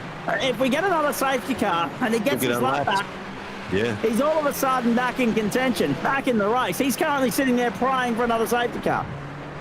100%. We have got, we're at the 37-minute mark, so we've got 23 minutes left. So is he got enough time to get himself up pointy? And if that does happen, also, Joshko, what's the point spread across the teams? Josh isn't here at the moment, but there it is. Whoa, okay. 0-1-2-5-1. We might not be leading the race. Hang on, we've got a drive-through. 8-1-8, I believe they said. 818. That's a party. Travis has a party. Yeah, and that will be for that incident at the chase and the chain reaction domino effect it set off. Oh, another one bites the dust. These two. I tell you what, I don't know about you boys, but I would be super cautious at every move around this track at the moment because these wet spots are taking carnage left, right and centre. It's heart and mouth stuff, isn't it, at the moment, Ewan? Yeah. It has been all day, and as I said earlier on, this water's just not going to clear, even over the course of an hour-long race. The rain was ages ago in practice, and we've had a whole qualifying session in between then, some of the practice session, the most of this race, and it's still not clearing away, and it just won't now. It's having such a big effect on this race. I mean, even Douglas Gowans in the last lap went for a spin, or maybe it was the lap before, through the final corner. just when you go make a tiny mistake, go a little bit too wide, you're in the puddles and you're going around. It's so difficult to deal with. And Craig Edwards, who did exactly that through the final corner on the restart, is recovered himself back to a top 5 position here, or at least he will be when he makes this overtake. Yep, there he Nice is. and clean. So you've got 2 horses in the top 5 again all of a sudden. That's 2 FDL, 2 GSRC and 1 SRW in the top 5 at the moment. And Tzidakis has got by Sinner as well. Back we go to Dougie Gowans on the comeback trail sinker. 100% on. He's had an absolute stellar season. But if you have a look at 6th and 7th position, Thomasina, the Pro-Am champion, and I believe Alex Tzidakis was our AM champion this season as well. So, but maybe not in this series. But tell you what, these boys are driving out of their skins. Our big boys, our fast boys, are down the bottom. So fingers crossed that the light shines on the SRW drivers. Josh Zuno's rejoined us for the first time in a while. Any news for us, mate? No, just that I was quite nervous when the safety car may or may not have come into the wall. The wall! That was Andrew Proctor scraping the wall at the top. He continues on, and we stay green. No, just returning to the booth after reviewing a lot of incidents with GSRC drivers that were tangled up in, not necessarily responsible, just yeah. Car off at the elbow, but has got back going. Yeah, I think it was Tyler Sheaf who went for a spin over the top of the hill and back down towards Forest Elbow. Very similar-ish to Tom Donoghue's spin earlier on, and just ended up on the other side of the circuit and didn't end up causing a pile-up, thankfully, so got back going again quite quickly. The rate of the finishing rate is usually fairly high in these sorts of events. I think tonight's going to be the exception to the rule. The attrition rate will win this one, I think, the way things are going. Go for it, Singer. Here's some news from the back end, mate. 818, as a part, he's gone for his drive-through, but he's decided to do a pit stop at the same time. Okay. So he's come out and he's asked why a black flag being cleared. It's because you can't take a pit stop during your drive-through. Yeah, so yes, he's done the pit stop, but he then has to come and do the drive-through. And Correct. with that, he should still be okay to make it to the end without another stop, of course. And that's also the other question, because we've had an extended green flag run here, boys. Who's good for fuel? Who has to top up? So there's a splash and dash to come in this race. I get the feeling, but there's another sting in the tail just yet. We're inside 20 minutes to play, almost at the 3/4 mark of what's been a captivating and compelling Australian Open World Nationals across SRW, FDL, and the platforms of the Gentleman Sim Racing Club. More information with regards to next week for us and the start of Term 4 coming up in just a short while as well, ladies and gentlemen. Looking forward to that. In the meantime, look who's lurking. We've got Sean Campbell on screen at the moment. RSR by Butt Kicker, but that is an Orbit Drop Bear livery on that car at the moment. Sorry, got Orbit Drop Bear 1, 2, Summit Sim Sport 3, FDL 1, GSRC 2 and 3, and the first of the SRW Brigade, Timothy Schmallenberg in 4th, who's had an almighty run up 18 spots. Can Campbell do anything about Hilly? Let's wait and see. At what point do you put club allegiances ahead of team loyalty here in the Australian Open World Nationals? The GSRC would love to continue their winning ways. And here's the other point as well, boys. We've talked about having Australians and New Zealanders in this thing in the past. Sean Campbell could be the first American to win the Australian Open World Nationals. Johnny Banak from Poland's out there in 10th as well. So it's a truly international event now. You and O'Leary's presence in the commentary boxes prove of that. Yeah, well, thanks. Yeah, it's great to see, and I think we're seeing Sean Campbell almost improve as we go tonight. I mean, we heard before the race that he hasn't really got any experience in this car in iRacing, and he's just getting better and better as it goes on. He's very good at actually just jumping into things and being quick, actually, Sean Campbell. He's raced in some of the highest class, especially sports car events, which I think is probably his bread and butter, as it were, in iRacing. But if you put him into anything, he will adapt very, very quickly. Maybe beaten by some of the top guys in races he does if you allow everybody weeks and weeks of practice. But if you just sit him in a car and everybody else in the car, it's sort of very short before the start of the race, then he will go well. And tonight has been proof of that so far. He's getting closer and closer to the reigning FDL champion, Mark Hilly, and the current race leader with just over 15 to go. Is this race going to be won and lost on pit lane? Campbell not close enough to make a move at the chase that time through. Hilly keeps it straight. Has led much of the night. Put 3/10 on the field in qualifying. And here we are, almost bang on 8 laps from home should we go green the whole way. We're comfortably, 58.89 for Sean Campbell, the fastest lap of the race. Thank you very much. Nothing like a great tow down that mountain, is it? Nothing beats it. Nothing better.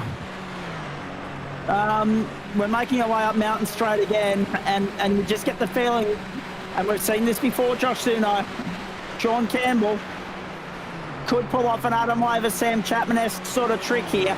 Use a little bit of fuel saving to his advantage and pip his teammate, albeit not tonight, when you're looking at it from a club team's perspective, Mark Hilly on pit road. That pit lane sequence is going to be compelling viewing.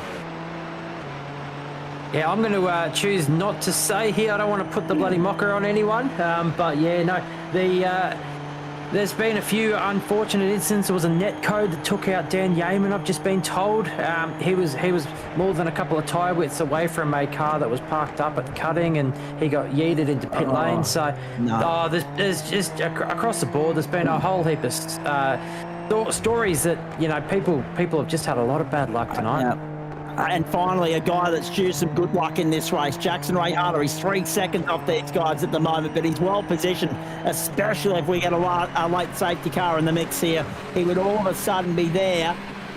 And it's just nice. I mean, even if he doesn't get the win, even if he just finishes on the podium, boys, it's nice to see him finally having some luck in the Australian Overwell Nationals. To the chase we go again, and Campbell again content to just sit there and let Mark Hilly pull him along. The question is, at what point do you change tact here and throw that game plan out the window? Back to the main straight, lap 19 in the books, 14 minutes on the clock. Go for it, Ewan. Yeah, it's going to be, if we continue on like this, 8 laps to go. We're just about going to squeeze another lap in because of the pace of the race. So 8 to go still, it looks like, if we run interrupted between now and the finish. At the moment, I don't really see Campbell as sort of backing away from Mark Hilly. And crash at the chase! Oh, my word! That's sideways and gone. Jackson Dial! So who was the victim to that? Jackson Dial, and he's parked in the chase, and I'm not sure he's going to be able to get it out of there. And you know that, man? There goes your 8 laps. We won't get 9. We weren't going to get 9 anyway. Well, sorry, we weren't going to get 8 anyway, but we're always going to go 7 because we had. There goes the wheel. Gone. See you later. Goodbye. Jacko Dial's night is done. I don't think he'll be driving that one out of. Actually, no. Or I might have spoken too soon. He has been able to get it out of there. There you go. So we'll stay green. But the problem is, the only protest I'm going to lodge in the direction of Ewan with regards to the amount of laps here is you need to take in that pit lane transit into account. And I think that's what might deny us, as much as I'd like to see it, that extra lap you're talking about. Yeah, you might be right. I hadn't factored that in, to be honest, because we have been running for so long without those pit stops. I mean, last pit stops that were made by the top guys, excuse me, the top guys were approaching on 14 laps ago, very long time ago. I wonder whether we've had enough safety car to allow them to get to the end of this race, or whether they indeed all will be coming in a moment. And in that case, it's sort of Brodie McConkey and Douglas Gowans and people like that who are going to be up towards the front. So Harrison Lurlas has been limping back to pits, and he was getting in the way, so he was asked to tow. So he's towed. So he's one of the fastest boys out there, but now he's in the pit. Just goes to show that you've got to keep your nose clean on this sort of track. Oh, okay. Oh, Harrison Lewis. Trouble down Conrod. Is he pulling up? Is he not able to continue on? Yep. Oh, no. Now, Has he run out of fuel? What's going on there? No. He's Damage. He's been given permission to get the tow and gone straight to pit lane, and therefore they'll keep this race green. I don't know why they would grant him permission to go straight to pit lane when normally that would require a request for a tow and then a safety car. I do That's an believe that interesting means one from no more safety cars for the last 12 minutes of the race. The protocol okay. does take up a lot of time, so I believe they've Yeah. made a call. Just, no more safety cars. So pretty tight, I'd say, from here. Ride your own luck now, essentially. And that does Harrison Lewis absolutely no favours whatsoever, because even if he was likely to get back into the race, any hope he had of being a contender now has evaporated.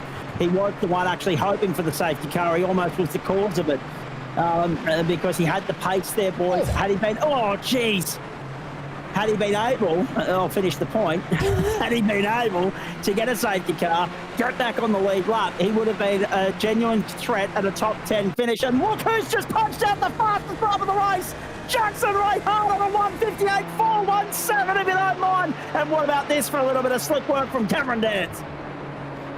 Dear me. It looked closer off board, I've got to be honest. It looked quite in hand, actually, when we ride on board there. But, God, that was close going into the cutting that time round for Cam Dance to get down the inside and up into 8th place as it stands. But, yeah, Rihanna going quicker again in 3rd. I wonder whether we are going to get 3 for the lead pretty soon. Quite possibly. It's 2.1 at the moment. But the question is, do they need to stop? Do they need to come to pit lane? This is the 15th, the end of the 15th lap of their run. How much further can they go? Or is there going to be a splash and dash in the last 10 minutes of the car race? To the chase we go again. Johnny Bannock in the top 10 at the moment. Trying to get down. Whoa! Does get down on the inside of Thomas Sinner and goes up into 9th place. Very nicely done. So, Sean Campbell, Jackson Rayhana, Cameron Dance, and Johnny Bannock, the 4 GSRC representatives vying for points in the top 10, and Sam Chapman, the one that isn't, but he's won the battle of the former champions, Josh Suno, with Jack O'Donnell running into trouble for a second time. Yeah, no, very unfortunate for Jacko. He's often caught up in the wrong place at the wrong time, and it's definitely the case that's happened there. Obviously, going into the chase, but I might take this opportunity. How are this teams championship going? Have we got that one Let's have working another there? look if we can. That would have updated in the last short while. Have a look at that. The GSRC Wow, that's still unexpected. holding it, but the margin is thinning. And thinning rather nicely. 296, 231, 278. It's spicy with only, what have we got now? 9 minutes to go. You've got to look, though, at the points they might be able to gain by winning this race. I mean, if Campbell and Rihanna get ahead of Mark Hilly, then GSRC will be well over 300 points, and you'd say that probably an unassailable lead, given the position that the other 2 clubs are in at the moment. And if Campbell and Rayhana can get ahead of Hilly, it'll be 5 on the trot for the GSRC. And they added a 3rd league. They've brought out all stops to try and break the stranglehold that the club has on this event. They may do it through Mark Hilly, but I'm sure Sean Campbell will have something to say about that with 8.25 minutes to go here on the platforms of SRW and the GSRC, also FDL. Good to have you along. This is Wednesday Night Motorsport, our special edition, 5th running of the MOZA Racing Australian Open World Nationals from the Mount Panorama circuit in Bathurst, New South Wales. Down Conrad we go again. Plenty still to talk about here. There are 21 cars still on the lead. Sorry, no, 20 cars still on the lead lap. That is about to be 19 because Travis has a party due to go a lap down. Timothy Schmallenberg's just answered my question. He's on pit road now. Schmallenberg's on pit road now. So there will be more of this pit lane activity in the final 8 minutes. Yep, so just checking back, unless they've done some major fuel saving. The last time Timothy came into the pits was lap 7, which is the same as the leaders. So Mark, Sean and Jax all came in lap 7. We could see a major shake-up here, and we've seen this historically in this event, that in the last 10 minutes, it's not always the person leading in the last 10 minutes that wins this damn thing either.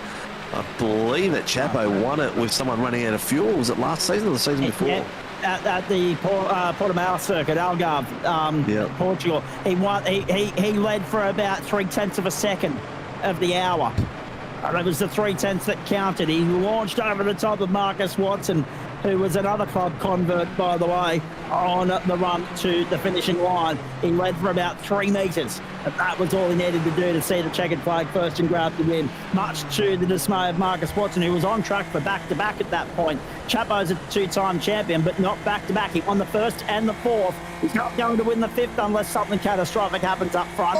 And the top five end up wiped out. The puddles are still catching you and off guard.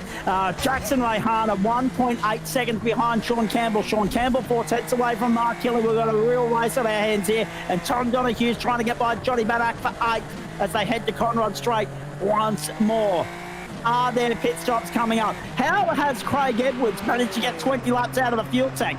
He's been out there since lap 3 on this run. It's how many laps of racing have we had out of those 20? Well, we've had a bit more than we probably should have, by rights. Speaking of Marcus Watson, he was going to be competing tonight, but he's actually representing Australia in India at the moment in a e-sport event. So good luck to him out there, and hopefully he does really well. Good luck to him indeed. Going gangbusters. Now there's Tom Donohue. Tom Donohue pulls the trigger and says, I need a little bit of juice. I need a top up to get to the checkered flag. Tom Donohue might just be the catalyst here. Have a look at the puddles down pit lane too, by the way. Jeez. Yeah, entry into it is shocking. Everyone struggled. Memo to Bathurst City Council, Bathurst Regional Council. Maybe some drainage work around Mount Panorama wouldn't go astray. And then iRacing can come back and rescan it and update it accordingly. Dan, can I ask a quick favour? Can you please bring up the pit transit times? I want to see something. Can Chapo pull a blinder and do his masterful fuel strategies? So, no, that's the answer right there. Not again. Again. Yeah, those deltas are pushing out a little bit there for Chapo, but they are. Sean Campbell's now 0.7 of a second away from Mark Hilly. So Mark Hilly is there with a stranglehold on first position, and it would be converting pole into the race win. And I think it would be the first time that has happened. There is Sean Campbell under pressure hit from lap traffic for some reason.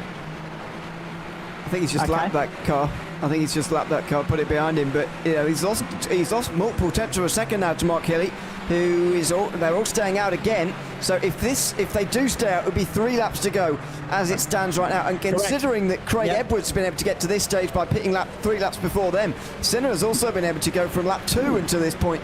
I think these guys are going to be okay.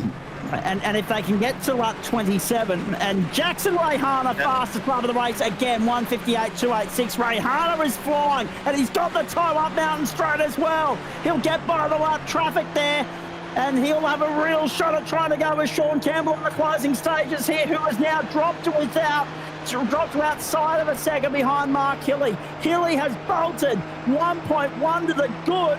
All of a sudden, it's not looking so good for the GSRC anymore. Hilly leads. Campbell and Rayhana to duke it out for second. 1:58.286 for Rayhana. Oh, careful, Jacko, up around the outside of lap traffic there. I think it might have been...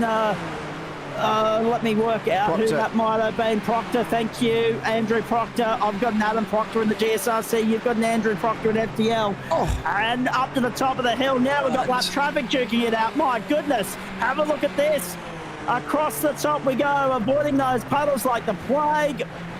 And if we get to 27, I think we'd all consider that a win, considering how the night started. To get 27 laps of racing, I don't think any of us would have had our bingo cards on that number. Absolutely clutch that Mark Hilly got past Proctor there. He passed him up Mountain Straight, and that's why you can see that delta's blown out for Sean, but he is slowly clawing that time back. Look at that, he's punched 3 tenths off heading down the mountain. And Travis has a party wants to weigh into this as well. So you got all the boys that are a lap down, duking it out for the minor placings, precious points for their respective clubs in the fight for bragging rights. The GSRC might still win the team's points race, but they might be... Oh, no! Oh, no. Oh, thank goodness. I was having I had a scare there because Mark Hilly blinked for a moment and disappeared to second, and Sean Campbell was about to take the lead. No, not yet. 1 second the advantage. Can Campbell find a second in the final 2 laps here at Mount Panorama? And it is going to be 2 now because they've gone back to the line. They haven't seen the white flag. So even if they have to stop next time by, they will go round again. We will go into overtime, ladies and gentlemen. You and O'Leary, you've arrived on a good night. We get to do overtime around Mount Panorama. There's another take at a pit lane. Yeah, it's very, very situational, isn't it? Compared to what driver we're looking at, that it depends on whether they have to come into pit lane or not after the most recent pit stops. Very unusual. Daniel Byrne, that was, who's a lap down at the moment and outside the top 20, unfortunately for FDL, after getting caught up in a couple of incidents here tonight. But the key for Campbell really is about getting into the slipstream for Conrod Straight, I think. He's got to have a very good trip over the top this time round so he can get that slipstream on the way back towards the start-finish line again, and then he might have a chance on the last lap, but he's not going to do anything from 1 second back. No, and as good as Campbell is, I'm not sure he can find a second. It would take a mistake from Hilly. You wouldn't wish that on him. He's driven too well tonight. We've got a lap and a half to go. Can Campbell find something in the run to the line to upstage Mark Hilly on the final lap? How is he for fuel? How are they both for fuel? It's extraordinary to think that we've gone 20 laps now without so much as any interest in going to pit road. And now we are about 7 kilometres away from crowning our 5th Australian Open World Nationals champion, or actually a 4th, because Chabo's got 2 of the bloody things. Through we go.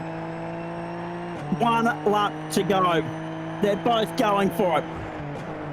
There doesn't seem to much in the way of fuel saving here, boys, so they would probably both suspect that they're okay at this point. White flag flies at Mount Panorama. As Wallenberg drops down the field, Jackson Riano is dropping down a long, long way off these two. 6 seconds suddenly. He's gone over the line, but that was a 2:02. He won't be a factor here. It's going to be between Hilly and Campbell for the race victory. Yep. Chabo's gone to 5th, but Suzuka's has had an incident with him going into the chase. Craig Edwards has had to come to pit lane as well, so that's an FDL runner out of contention. It matters very little when you're leading the thing. With Mark Hilly, you only need 1 in the race to be crowned as the champion here. Campbell and Rayhan are a 2nd and 3rd. Chapo's gone to 4th. Oh, trouble at the cutting. Round. Trouble at the cutting.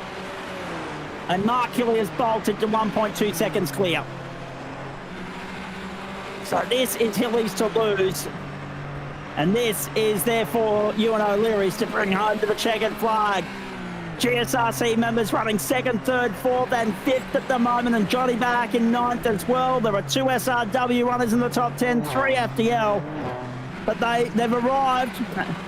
And on their first night out, Sinker, they've waited until the 5th Australian Open World Nationals to arrive, and the club's going to go away with bragging rights before SRW has even got their hands on an outright winner's trophy. No comment. Ewan O'Leary, take us home, my friend. Arrive and drive, and Mark Hilly's been phenomenal tonight. Yeah, he certainly has. He's been improving throughout 2025 massively. Finished 8th place in our 2nd season of 2025. Wasn't really a factor for the title before taking home the title last season. Took the championship lead after the 2nd round and took it home from there. Didn't have a good round at Bathurst, but he's going to win here tonight. A great bit of driving from him to hold on from Sean Campbell by just over a second to win the Australian Open Wheel Nationals. And you can only stop and applaud that, ladies and gentlemen. What a phenomenal drive that was.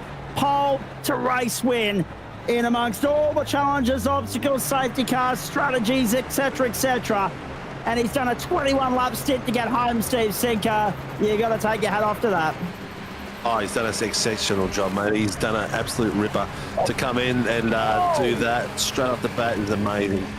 Craig Edwards has got by Zickers on the run to the chase for the final time. Can he hold on to 6th here? Has Zickers got anything left to offer up? Zickers is going to be the best place to the SRW brigade. Edwards is going to get 6th. Nice recovery, and that was with a 2nd pit stop on the penultimate lap of the race. Edwards has still managed to finish 6th. Phenomenal stuff. Cracking effort there. Their way home. Hey, look at this. 29 positions gained for both Cameron Dance and Johnny Bannock. Phenomenal from both of those GSRC representatives. Good Suzuki's has done an exceptional job. He's our one of our champions in our 86s, so not even the car that he's actually done really well in. But young fella, absolute exceptional job. And Thomas Cena, another one of our young guns coming through as well. has got himself into the top 10. So congratulations to those boys. Who are the old farts? Mr. Dougie Gowan's in 12th.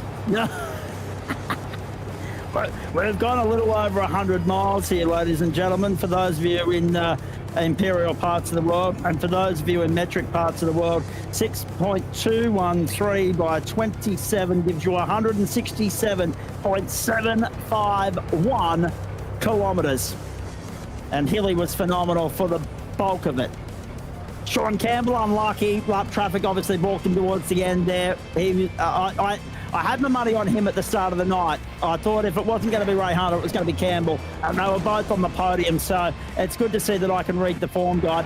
Mark Hilly tried to do a celebratory burnout and smash the car. So there won't be any celebrations from him, which is unfortunate. That was Alex Stevens coming undone under the checkered flag as well. Phenomenal drive from Sam Chapman from 12th up to 4th. Cameron Dance from 34th to 5th. Johnny Bannock from 37th up to 8th. To stay out of the trouble the way those two guys have done and end up in the top 10, they could be classed as drives of the night, but they won't be the driver of the night because that'll be Mark Hilly. To lead this thing from the outset and pretty much all the way through takes a phenomenal amount of effort and skill, considering the calibre of driver and company that come to the table to contest these events. And I mean, look at the attrition rate. At the end of the day, only 16 cars home on the lead lap. If we go over the page there, Daniel Carreso, I'll get you to come back to the main page in just a moment. The tail of the walking wounded, just have a look at this. So, I mean, Rebellion was a lap down, Verney was a lap down, but Heaney was 2 laps down. Scott Barcham was 2 laps down, 3 laps down, I should say. Bondi only got home 4 laps down. To get classified tonight, you would have had to have completed, ladies and gentlemen, let's just minus 75% from that. 6.75, so you would have had to have completed at least 21 laps to be classified this evening. And therefore, everybody down to Craig Bond has been classified, but Tyler Sheep, Jackson Dial, Harrison Lewis, Derek Yeaman, Nick Schmallenberg, Matt Tesoria, Giuliano Senese, Scott Pocock, Tristan McLaren, Greg Barber. I'm at the double digits now. Dylan DeBono, Angus Milne, Thomas Hins, Eduardo Zamora and Matt Schmidtke. 15 cars did not get classified this evening, which will have an impact on the way the club bragging rights plays out. We'll bring you those points shortly. The safety car actually placed higher than 2 GSRC representatives in 39th. That's a credible finish for Stephanie. In fact, I thought she was going to place higher than that because the way the thing started, it looked as though it was going to be not dissimilar to a NASCAR oval race on the platform for the GSRC, and that would be that the safety car featured quite prominently. It didn't end up being so. One of the most outstanding drivers out of SRW tonight, Steph Piccoli. Obvious disappointment there, but I mean, Denny falling crook before the thing got underway doesn't help you guys. But then obviously that was a lottery out there tonight in every sense of the word. Just to get to the finish, you got to take your hat off to the 20 odd that were able to be classified this evening, because there's a lot that'll be ruined what might have been, but the weather conditions and the track service certainly didn't help them. Oh, guaranteed, mate. Look, at the end of the day, the real winner is the Australian Open Wheel Nationals. They have the fastest guys in the country out here. Gives me a bit of a proud dad moment. It's amazing what we've seen other forms of racing competing with each other, the V8 supercars and stuff like that. But we came together as a group, and we're achieving something really special. And I think something that's going to go on for a lot longer than what we will be around, that's for sure, because I think the Australian Open Wheel National is going to become a cornerstone of the open wheel challenges out there year on year. You and your first look at the Australian Open Wheel Nationals, mate. What'd you make of it? Yeah, thoroughly enjoyed it. Conditions so difficult tonight at Bathurst with the rain, but we always knew that was going to be the case because it was just never ever going to dry when it rained in practice. From when it rained in practice right to the very end. But aside from that, it would have been a great race either way. Good that we got an FDL driver to win, I must say. But it wasn't to be overall. Congratulations to Mark Hilly though for the race win. Yeah, absolutely, congrats to him. We'll hear from him very shortly. We've got Benny Woods jumping in as well. I think he must have been down in race control for us as well, so we'll hear from him very shortly. Mark Hilly from Orbit Drop Bear, the winner. Orbit Drop Bear in second through Sean Campbell. Summit Sim Sport in third through Jackson Rayhana, and Rayhana's the first one to grace us with his presence here in the booth. We'll get to him in just a moment. You and I like what you where you're going there, mate, and what you're laying down, because to be fair, to rock up here, to go up against two clubs, to be the new kid on the block, and to walk away with the chocolates, you might not get the overall team bragging rights in terms of the cumulative point score from all the drivers, but I'll tell you what, we don't remember that. We remember the driver that crosses the line and takes the checkered flag first, like any great race around Mount Panorama. So in saying all of that, congratulations to Mark Hilly. Orbit Drop Bear tremendously proud of the fact that they've got two on the podium there, no doubt. But the guy that I had my money on until I saw Sean Campbell arrive on scene was Jackson Rayhana, and he's here alongside us now. And can I just say, okay, yeah, it's slightly disappointing that you didn't get the top prize, mate, and bring the thing home to solidify what's been a good purple patch for you in open wheel racing at the moment. But to walk in here at Mount Panorama in those dicey conditions and to finally ride a little bit of bloody luck at an Australian Open World Nationals, you must be chuffed with third.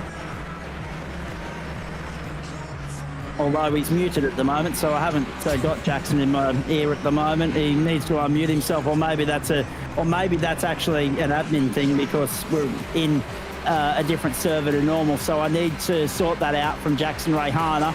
In the meantime, Mark Hilly's here as well, and he's muted too, so I'm not sure what's going on. You gentlemen, if you can't unmute yourselves, that might be an admin thing. So, Sinker, that might be your territory, please. In the meantime, we'll continue on, because I definitely want to have a chat to Jackson Rayhana. At the same time, you and O'Leary definitely wants to have a chat to Mark Hilly. And Josh Suno's here as well. Josh, difficult night for the guys in race control. Difficult night for a lot of contenders here, because the mountain, I mean, whoever said it in the lead up picked it and was proven correct, that we could have gone for a safe option, but we chose chaos, and what's more, we threw weather into the mix, so it was chaos personified. But at the end of the day, Mark Hilly is also a member of the GSRC, so it's an honorary win for us, but it does go in the record books to FDL. I see what you did there, Zach, but no, FDL, he is representing FDL tonight. And you know, the wet weather, I think we were just getting it out of the way, so when I rock up in a week and a half, I don't have to wear my gumboots. So I appreciate that, but now we'll pass you the wouldn't be mark able to there. put gumboots on at the moment, would you? No, we won't talk about that. The roof won the battle. I'm going to win the war, though. Correct. Oh dear. More from you in just a moment. If we can work out what's going on with these two gentlemen here and why we can't unmute them, so that we can have a chat with them, Jackson Rayhana and Mark Hilly. I think they've muted themselves at their end, because I've got, at my end, they're open, they're not muted. Yeah, well, see, this is the thing. Gentlemen, if you can unmute yourselves, can you do so? Just so I can see who's in here and available to have a chat. They should be able to hear us, surely. I have just changed their privileges again to their broadcast channel, so they definitely have Both the broadcast privileges, so they both should be able to go in. All right. Just hang with us tight, ladies and gentlemen.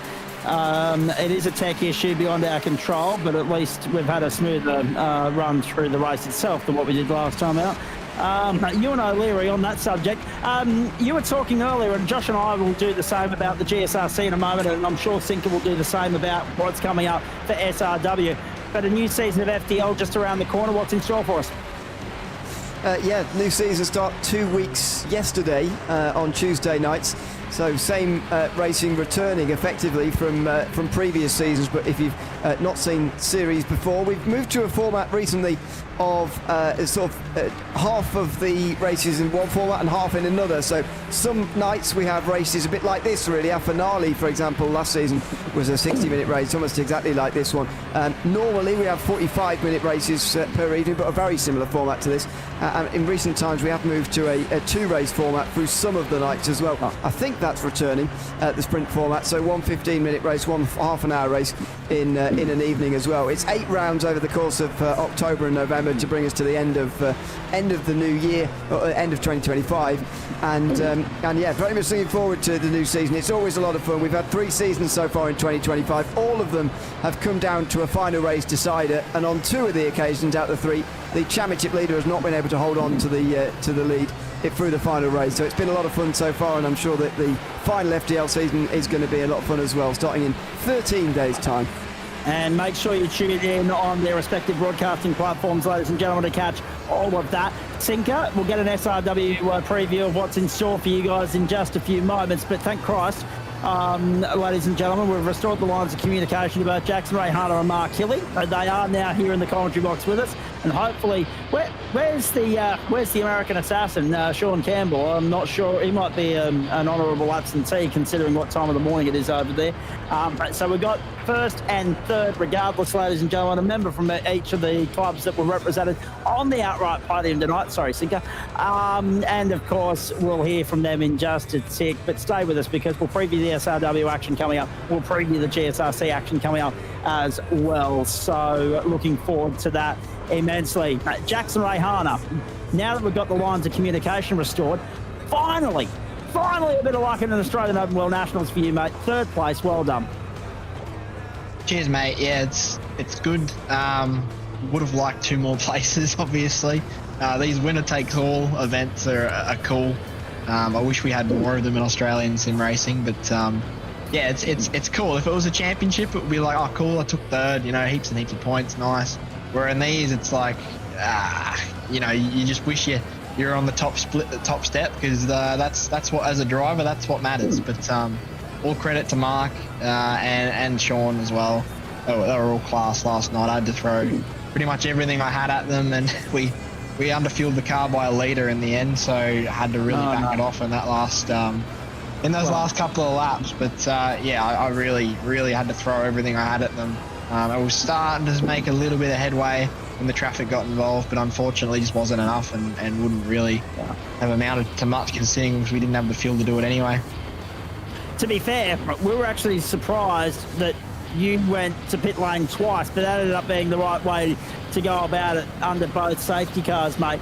Unfortunate that you weren't able to push all the way to the end there, but to be fair, we were probably all banking on a 3rd safety car the way things had started. Yeah, that's what we were kind of banking on too. Like, we were going safe if there was another safety car, and as you can see, we were right on the limit if there wasn't. But we were banking on just one more. I think there should have been one with about 13 minutes to go. There was a car stopped on the Conrod Straight. But, correct. Yes. We thought that was a bit funny, but yeah, either way, it was all class from the guys at front. Like, they were just too good, too quick. You're not good enough on the night when you need stuff to go your way, and yeah, they were too good. Indeed. Stay with me, mate. Coming back to you in a moment. Sean Campbell has graced us with his presence, ladies and gentlemen. What time of the morning is it in your neck of the... 7:30. Oh, geez. So you're on the east coast of the United States, chiming in there. So we've got one having breakfast. We've got bloody you and O'Leary having lunch, and the rest of us about to have supper, ladies and gentlemen. The joys of sim racing, bringing the world together. Stay with us, Sean. Getting to you in a moment. Jackson, continuing with you. As I said, it's been a bit of a purple patch of form for you in open wheel cars of late. We know how much you love these things. Just talk me through the challenges associated with contending with the same weather conditions as everybody else out there tonight, because that, even though it was a dry afternoon, it was a dicey racetrack, giving off vibes of Great Race 2022 territory, if you know where I'm going. But secondly, reacquainting yourself with the SFL machine, considering that we've been in the big boy Super Formula this term on the platforms of the GSRC just gone. It's been a while between drinks in this car. Yeah, it feels, to answer your second question first, yeah, it feels like I'm back home sort of thing in this car. But, you know, in saying that, I did do the FDL series and had a very, very close title fight with Mark. Came down to the last race of the season, which was really cool. So it's not like I haven't driven it in a while, like I've been driving it still. But yeah, I'd definitely, if I had a preference, I'd probably say, to be honest, I can't really pick either one because they're both so different. But either way, the introduction of the new Indy X could be interesting. We'll see how that goes next season in all the open wheeler leagues involved. And answer your first question, yeah, it felt like I was playing a video game a little bit. Game of what's the one? Frogger, maybe? I don't know. Feels like you were dodging just all the puddles everywhere, and there were just random puddles in really random spots. A lot of apexes were missed tonight because there was so much water all over them. Indeed, that was the case, which made the degree of difficulty even more so. We knew it was going to be a challenge coming to Mount Panorama for this event, but when you have parts of the circuit that you could get away with overtaking or being 2x2, all of a sudden becoming a one-line groove, you had to be very calculated in the way you went about things. The other thing as well, mate, I guess, to be at the pointy end at the very start, that was a blinder of a start from you, and you put yourself in the best possible position to stay out of the trouble. You probably got lucky as well in the first safety car, if you don't mind me saying so, mate, in the sense that the pack behind you backed up and you were able to come out still inside the top 10. Yeah, that's part of the reason why I pitted, because I knew, well, we're going to put 10, 11 litres more fuel in the car, and then, you know, we'll at least we'll get a jump. We'll get a good delta on the next stop.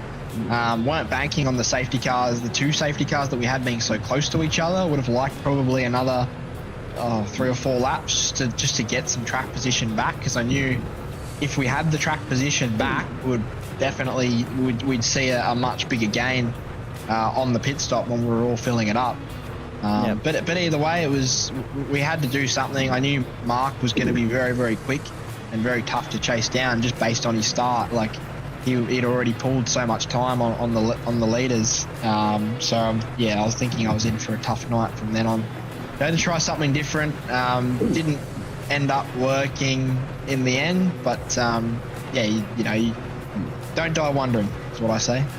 Absolutely not. Stay with me, mate. Coming back to you shortly, but before I actually move on to Sean Campbell, I just want to go to Sitka and you and O'Leary and make sure that you guys, whether you've got a question for Jackson Ray Harner or not, or have I covered everything off.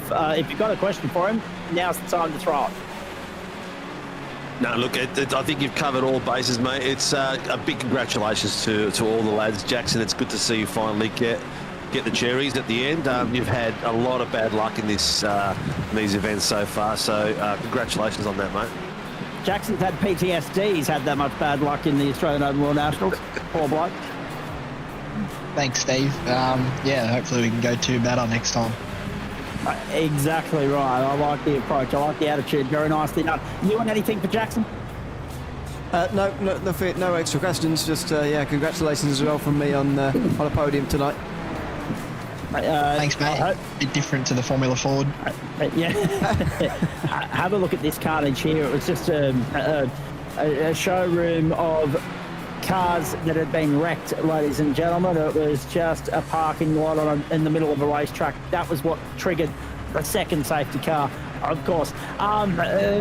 Jackson, stay with me, coming back to you in a minute. Let's move on here, because Ewan's going to have a chat to Mark Hilly in just a moment, but not before I bring in Mr. Sean Campbell. And it's nice to actually get a chance to have a chat to him post-race, because normally he just slides out the back door very discreetly. But they're not allowed to tonight because he's on the podium. And, mate, to be honest, congratulations, well played. Not in the least bit surprised to see you do that, because we've seen you attack a Chev supercar around here. We've seen you clean up in NASCARs. With just about anything you jump behind the wheel of, we know you're an ominous threat. And, of course, GT3 as well, although you kind of went MIA from that series, and Harrison Lewis came through and said, thanks very much, I'll clean up the pieces. Last chat with the platforms, the GSRC, mate. But talk me through the process of learning a car same day as the event, please?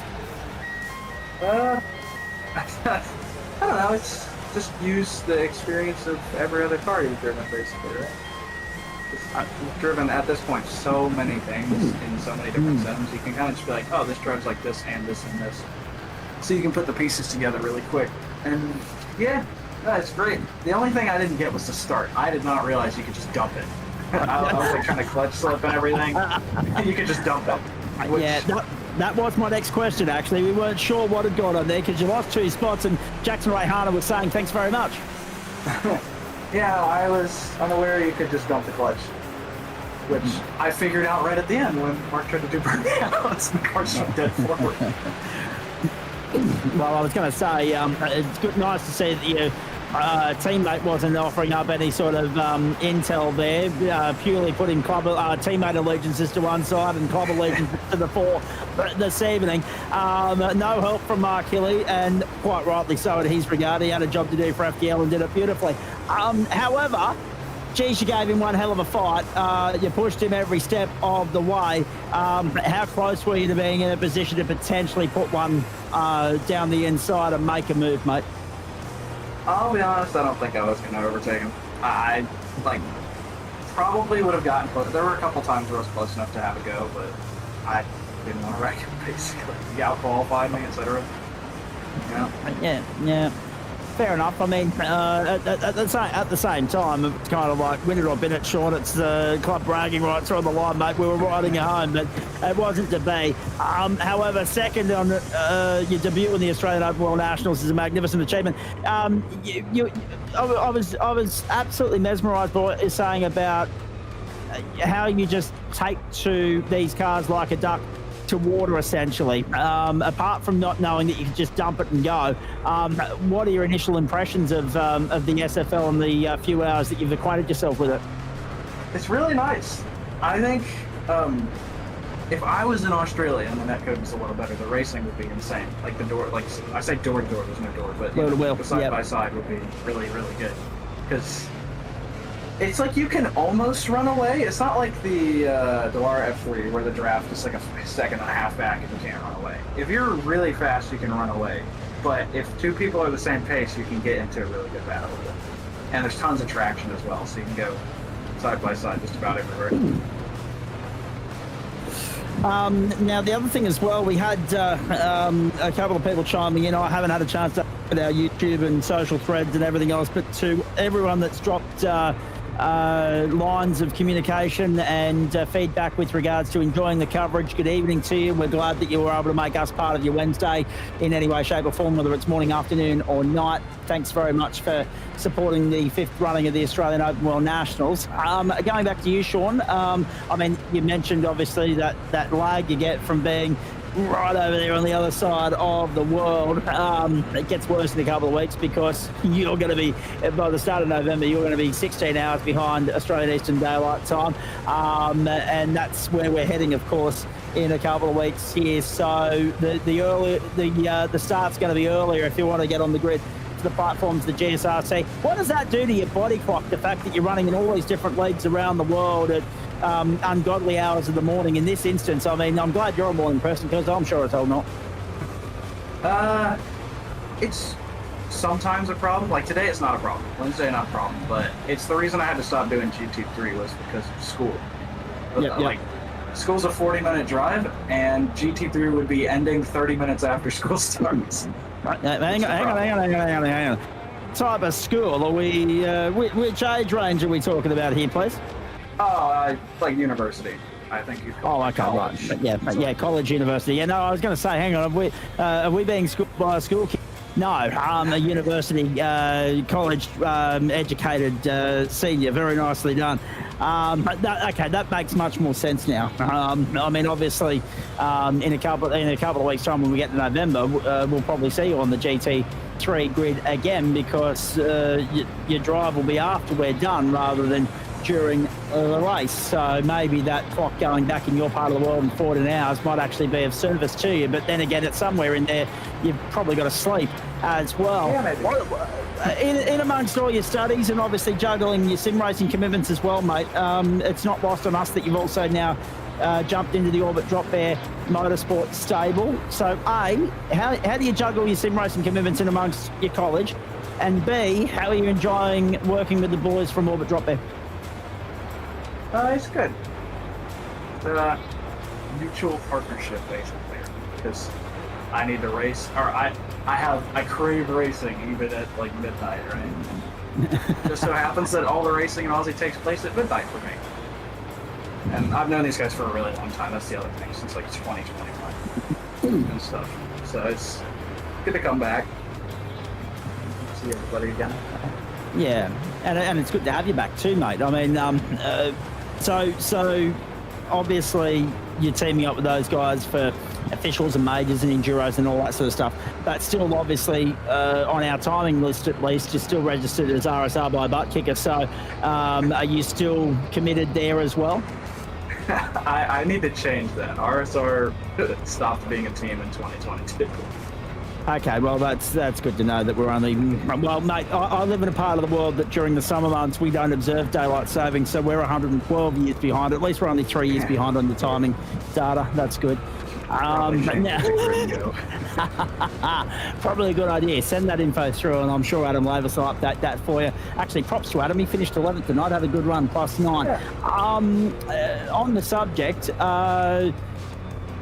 what are you eyeing off as far as the new GSRC season is concerned, mate? Will we see you in the Toyota 86s because that's before you have to go to college? Maybe not the 86s. I don't know. It may be. Because the MX-5 races were really, really good. They're awesome. They're off the chart. I heard about GT4. On a Thursday night? Yep. So that would be Thursday morning for me. That would be right before... I could do that. I don't have to go as early on Thursdays as I do Mondays. I could definitely do that. And maybe awesome now.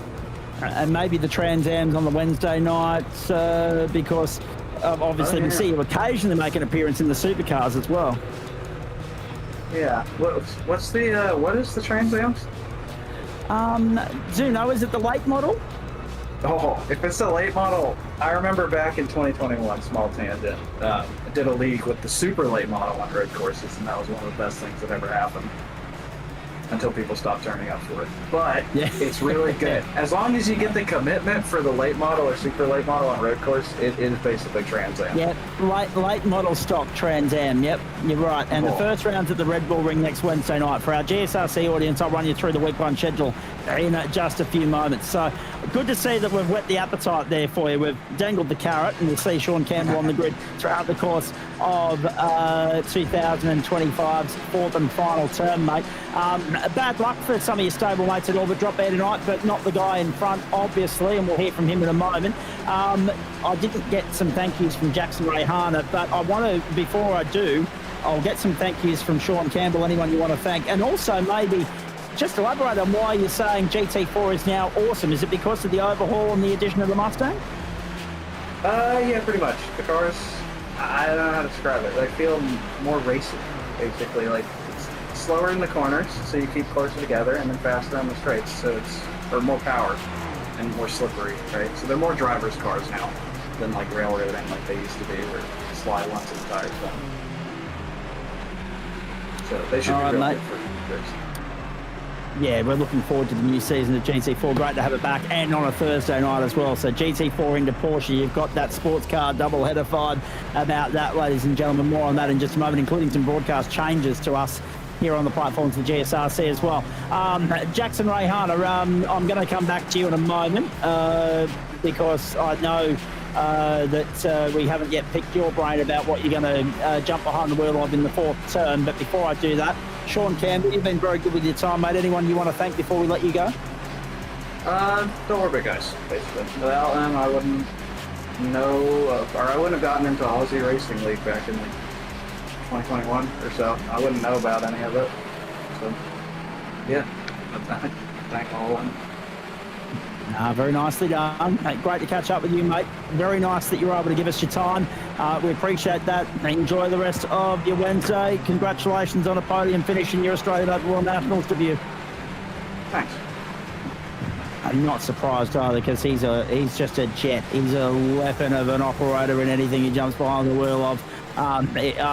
You know, we've seen a few of them in the GSRC platforms in the past, gentlemen. I think Matty Dench, etc. He's in the same echelon, so there's no doubt about that. But I'm going to take a breath at this point in time. Coming back to Jackson Rayhana very shortly, coming back to Steve Sinker for some final thoughts very shortly as well. And I'm going to throw it over to Ewan O'Leary, because at the end of the day, it's your mate, your man, your pride and joy. FDL on top of the Australian Open World Nationals. Not the team's championship, coming back to that in a moment, but outright bragging rights, honours, individual spoils. Go to Mark Hilly and Orbit Drop Bear Motorsport and Team FDL, mate. Take it away, interviewing the race winner. Thanks very much, Zach. One appearance for FDL and one overall victory as well. Mark Hilly, congratulations on that here tonight. I mean, what a race that was. Tell us about your perspective on it, because there was so much going on. Pole to victory for you, but that doesn't tell the whole story. How would you attempt to sum up that 60 minutes of racing? That's a very good question. The second I wasn't leading, utter chaos is a good way of putting it. I saw a lot of contact, even when I was out in front. So I'm very happy to have brought it home. I thank Sean Campbell for racing me in such a gentleman-like manner. And we really worked together at the end to save fuel, save pace, and bring it home. Yeah, the safety cars were interesting as well, trying to restart on slightly cold tyres, but it wasn't too sketchy. In terms of weather, I'm sure, though, it was sketchy throughout the day. I mean, we saw so many incidents up and down the field. I'm sure you saw some incidents around you as well. But what were you expecting from the conditions at the start of tonight compared to what it actually was like, in terms of how the rain and the water just never really went away from, especially some of the apexes on this circuit? Yeah, no, that was definitely a bit of a worry. In practice, loading up similar conditions, sometimes it was wet tyre conditions, other times it was just a couple puddles out there. So I really did know what to expect coming in here. But yeah, going from wet tyres in practice to pretty much a dry race track at this point. There were only a couple of puddles at some point that actually slowed you down. But yeah, the lapping, once you knew where the puddles were, it was really the same as any other thing. Instead of being a barrier, it was a puddle. That's a good way of looking at it, actually, and maybe some others could have taken your advice. In terms of the previous races we've seen you do around here, just taking FDL experience from the Super Formula Lights in the past, obviously Bathurst was the race where, you know, I think some real worry about the state of the championship would have come in season 3 of 2025 and our championship in FDL. How pleased are you to sort of bounce back, if you like, only a few weeks later, to come and win against a different field of drivers, admittedly, but just a similar strength of field of drivers, and take this victory here today to sort of banish those concerns about Bathurst the last time you were here in the Super Formula Lights anyway? Yeah, I think other people might have been a bit worried about my championship, but I wasn't. Jackson's a very good driver. Don't take that away. He's very reputable, especially in this car. So I knew he was going to be quick, but you sort of just have to believe that he'll be quicker at the end of the day. Yeah, certainly. And to circle back to the sort of last laps of this race, yourself and Sean Campbell were just over half a second apart. Were you ever sort of hatching a plan to go on the defensive at any stage? Did you know what you were going to do? Had he caught you right up, or was your plan always to keep him at arm's length, as you ended up doing in the end? No, that's a good question. Yeah, I sort of knew once he got within 4, maybe 5 tenths, he could really catch up, and then within a lap maybe do something. But apart from the last lap, I was pretty confident I would have been able to stick with him and get past. But luckily it didn't come to that, and we played a very nice team game to be able to save any fuel concerns we had and bring the car home. Absolutely. Well, congratulations again from me on the victory. Is there anybody you'd like to thank, shout out to before we let you go? Yeah, thanks to Jack and Dial for waving me through. I really appreciate that mid-race. Thanks to Ben Woods for spotting me and the rest of the team. Thanks to Sean for playing such a good teammate. And shout out to Harry Lillis for he was running a good race, jumped me in the pits, and then got taken out on the restart. So yeah, that was really unlucky for me. Zach, any questions from you? Well, I was going to say, I was sitting here ready to put my feet up because I was hoping you were going to delve into as long of a chat as I did. Obviously not the case. But, no. Hello, Sinker. Did. Look, congratulations to all the gents on the top step. Spectacular driving. Keeping the nose clean was really important tonight, and your assessment on the track of using those puddles just as if they were walls is exactly what everyone should have been doing out there, and unfortunately not, hence some of the safety cars. But well done to all three of you. Cracking effort. Oh, thank you. I really appreciate it. I was going to say, I'm going to echo what Sinker said, Mark. I think that's as slick a performance as we've ever seen from a winner in an Australian Open World Nationals. There's been some very good performances, obviously, in the past, but that was one of the more dominant ones, mate, to lead from the front the way that you did. I mean, obviously, qualifying was key.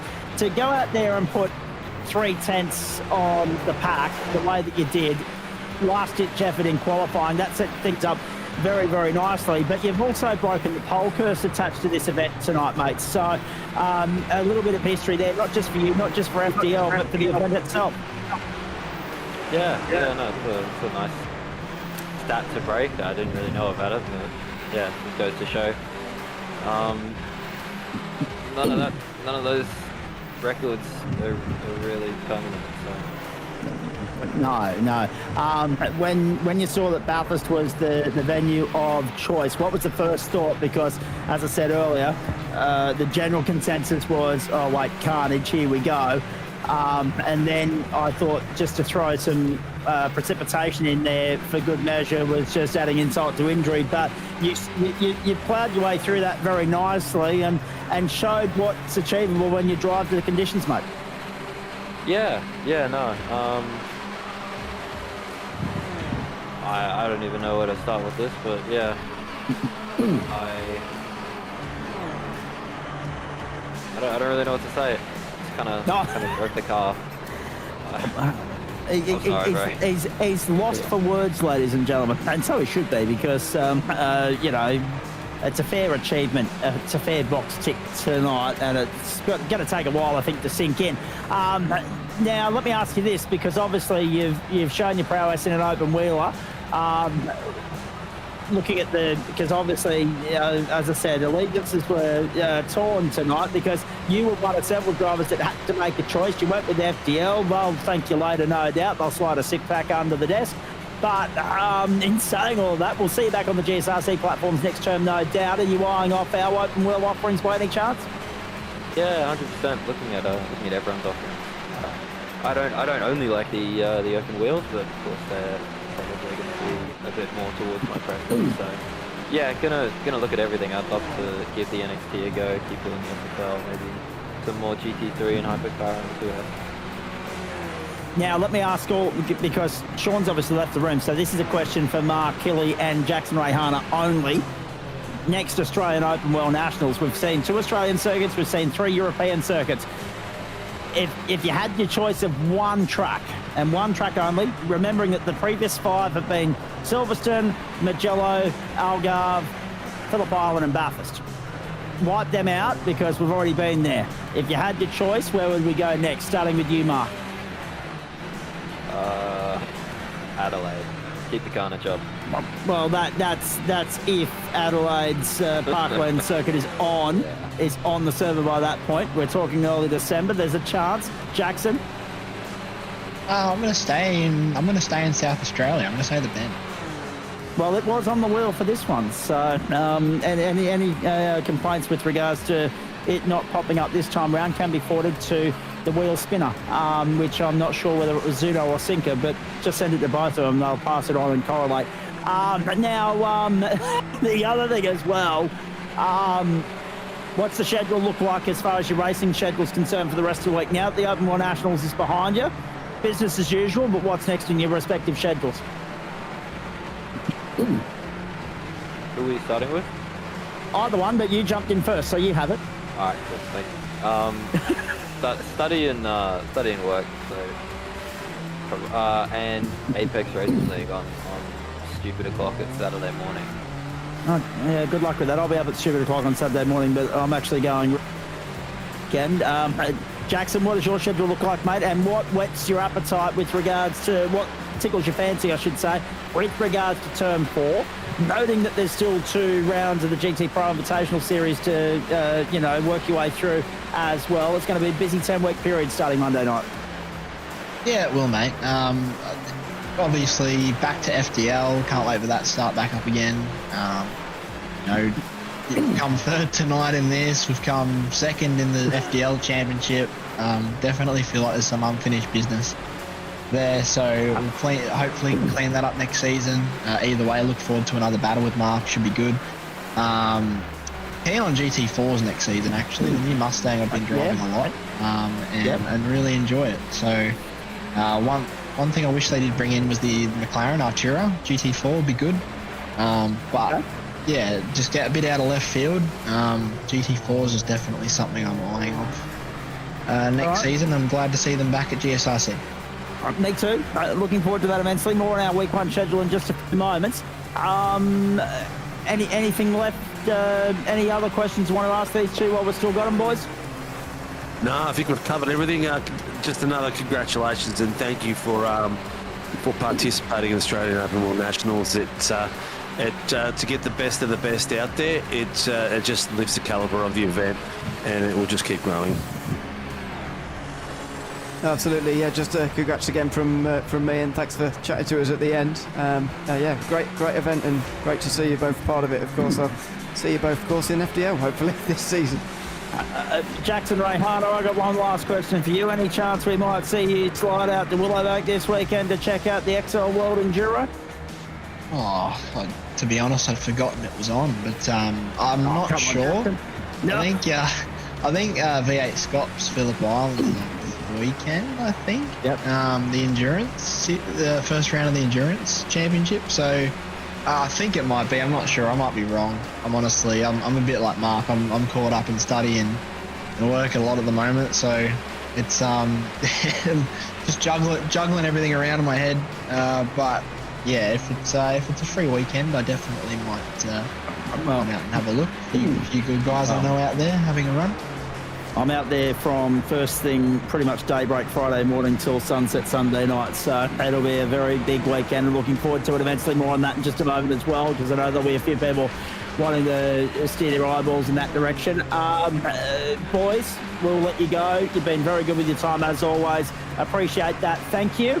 And good luck with the new campaign, starting, of course, for the GSRC, of course, this next Monday night. Mark Hilly, congratulations. Jackson Rayhana, well done, boys. Thanks for your time. Much appreciated. Obviously, very grateful to be able to put our performances on display to the world through you guys. So much appreciated on our side as well. Just arrive, waltz in here, rock and roll style, newcomer into the big dance, mate, and clean up. And one of only 2 in the top 10 for the club. So well done. And to Craig Edwards as well. But FDL definitely a force to be reckoned with. Results didn't necessarily go the way of a couple of others tonight. Again, it was a night of attrition and drama. Right place, right time, and you fly the flag for them and do so very proudly, mate. So well done on that. Enjoy the rest of your week, boys. Thanks, mate. Thank you. From Jackson Rayhana and Mark Hilly to wrapping this baby up, ladies and gentlemen. We've got Josh Zuno here, we've got Steve Sinker and Also, Ewan O'Leary, Dan Correa-Sar in our producer's chair as well this evening. He did put them up on screen a few moments ago. We didn't really run through them, but can we just have a look again and remind everybody that the GSRC boys have cleaned up the club championship once more with 292 points. So we've got the consolation prize tonight, Josh Tudo, and by a good margin. FDL in for second for 251, and Sinkers. Is that now? Is that the? I'm pretty sure you said at the top of the broadcast the Panthers still on. I think they've just been lost too. Josh, are we sacking this guy? Yeah, I don't know. I'm trying to. Is it raining down in Melbourne, Sinker, or are we just hearing your voice through the tears? That's just the tears, mate. They're just my tears, mate. Look, I want to give out a massive thank you to the unsung heroes that we have that go with all this work. You know, the boys in the background don't get enough praise, and they've been doing an absolute cracking job. If I do miss someone else, Joshko, please let me know. Like Adam Maverick, Barb's with the rules and everything like that. Dougie Gowans, Hutto, doing a crazy amount of admin and making sure we tick all the boxes. I know Joshko has been very busy with the boys. Mr. Donohue's been in there as well, helping a lot with the collaboration to make sure that these guys are also included as much as possible. But also in the background, you know, the broadcast team, absolute cracking job, lads. We didn't have any epileptic fits tonight, which is awesome, which I still have cold flushes and nightmares about. But Daniel at the back has showed his extreme professionalism and done an exceptional job. In race control as well, we had Matty Keane, Steffi Piccoli, and Josh, who was the third one of your members? Timmy Watson. Timmy Watson, cracking job. I know that the workload was immense down there, and I know Josh spent a bit of time going up there and back as well. And also Ewan and Zach, you know, thank you very much for joining us and being part of the history event that we're creating with Australian Open World Nationals. As far as Formula Super Light's concerned at SRW, 24th of September, what am I saying? No, today's the 24th of September. Yeah. The 15th of the 10th is our first round. So if you want to have a look at it, check out our Facebooks and have a look at that. But very proud moment, Josh. I think it's been another epic night and fantastic effort by these drivers. Yeah, definitely. So, yeah, before we get onto the drivers, I just want to echo your sentiments there. Just massive shout out to everyone who has had a hand in making this work behind the scenes. So, once again, we do put this on for the drivers, but there is a lot of work that goes on in the background to make this happen. So, I've said it before, but I'll say it again. Getting two clubs to align is beyond believable, and then adding a third into the mix to field drivers is just I don't know if it's ever happened before, to be honest, but very good to see. And yeah, we do this for the drivers, and I think the drivers put their best foot forward tonight. Tricky conditions, the cream did rise, so yeah, it just goes to show, you put in the time, then you're going to end up on the top step. So a massive congratulations to Mark, and great. Hang tight, you two blokes, because I want to come back to the talking point, and that is the chatter that's already underway with regards to the next Open World Nationals. Now, the way I'm looking at it, tentatively, I'm going to say put December 10 in your diary, ladies and gentlemen, the second Wednesday of December. Now, the reason I say that, the GSRC wraps up on the 5th, which is the first Friday, and if you start going any further into December than that, you're not going to get everybody's input because of Christmas holidays and family obligations and commitments and other things. So I reckon the 10th of December is safe hunting at the moment, safe fishing. But the dates that the boys have mentioned, the FDL season starts up. That'll be Tuesday, October 7. Steve's, of course, mentioned the SRW SFL campaign gets underway Wednesday, October 15. So make a note of both of those in your diary if you like what you saw tonight. Someone's already suggested that the bend should be put on the wheel 4 times for the next one. Now, legitimately, that is actually doable because there's bloody joints, Casa de Shahin, as I call it, has got 4 different configurations. But I'm going to put my recommendation forward that if we do put that track on in any way, shape or form, it has to be the West configuration, because that is the best configuration for racing, particularly open wheels. As Josh Suno, our Formula V boys showcased only a few weeks ago. Yeah, definitely, Zach, and I'm not going to bend the rules and put it on there twice. I see what you did there. Yeah, I thought I we have been on air for 2.5 hours. Gentlemen, he's finally got a dad joke away. He can go to bed happy. My fingers are normally hot in our own stream, as Zach will knows. But no, so we will get a fresh choice. I'm going to let Tom stew on that one. I do like the international circuit personally, but to be honest, it's definitely not one of my favourite tracks. I know there's a lot of people that like racing it, and it definitely would lead to these cars. And you know, after doing a faux street circuit, if we'll call it that, a little bit of open spaces and runoffs might not do anyone's brains harm. I'm just thinking open wheel circuits that work good for IndyCar. Texas Motor Speedway, anybody? Chicagoland? Should we go to an oval for the Australian Open Wheel Nationals? I know Sinker's against it, but still. And the other question I've got for you two blokes, before I start to look ahead as far as the GSRC is concerned, and then we send it back to Sinker to sign us off for the night. Where's the limit? Where do we draw the line on this? Because now it's three clubs. How many is too many and how many is not enough? I thought you were going to say Belle Isle and belting down rain there. That's a limit for me. You. But no, I don't mind chiming in here. I would love to see this go as wide as it needs to go. I think 40 is that kind of number that we don't really want to see too many more cars on track. But you know, just taking less drivers from the clubs overall, there's no issue in that. So it creates more allure, and you know, the drivers that actually make it onto the track, they have well and truly earned their right to be there by that stage. So no, let's keep growing. All right, very nicely done. Sinky, your thoughts? I totally agree with Joshko. Me and him are brothers in arms. We are brothers from another mother. We think very, very alike, which is really, really strange to see two principles of two different leagues so aligned with the way we envision Australian Open Wheel Nationals expanding. We both want to see Australian Open Wheel Nationals succeed and get better and better. And you want the best drivers out there, best competing, but we also want the leagues getting better and faster as well. So it's a good way of all the leagues developing and progressing. Look, there could be other leagues out there. I don't know. I'll leave that to my little minions that are watching it all out there. And I'm sure at some point Josh will come and say, "What about these guys? What about these guys?" We'll have a look at it. We've got a lot of work to do in the off season about doing a proper charter and putting in a proper strategy for growth going forward. Who knows? Maybe one day it'll be the Australasian Open Wheel Nationals. Who knows? We can only just keep growing and getting better and better.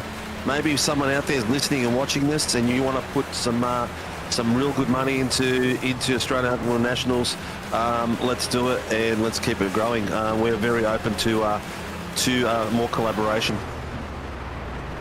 Yeah, very nicely done indeed, we are. Now, quick little cheeky plug. I don't know who might have the FDL sponsors on hand. Ewan, do you have the FDL sponsors, the people that make it possible for you guys to do what you do on you? If so, now's the time to give them a plug, because again, it doesn't happen without them. Yeah, absolutely. I do have them on hand. So, big thanks to our title sponsor for the Super Formula Light Series, Player One Sim Gear, who have been with us for the 2025 year, along with everything simulated as well. Also supported by Capstone Marketing and Print Razor as well. Big thanks to all of them for being on board for the FDL seasons so far in 2025. And Sinker, I'm sure you'd love to give the supporters of Sim Racing World a plug at this particular point in time. Look, you can't go by without them, because they keep the doors open for us, and without them we would be nowhere.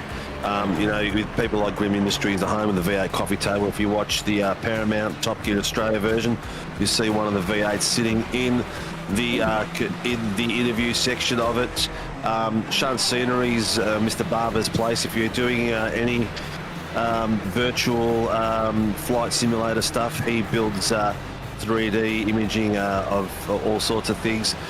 Phoenix Driver Development, who helps a lot of the drivers in all our V8s and other cars, just getting that little bit better. Warren Brown Tools, who have been a massive advocate, they really have kept SRW alive for the 4 to 5 years that we've been around now. But MOZA Racing as well, a massive support across our series and supporting this event as well.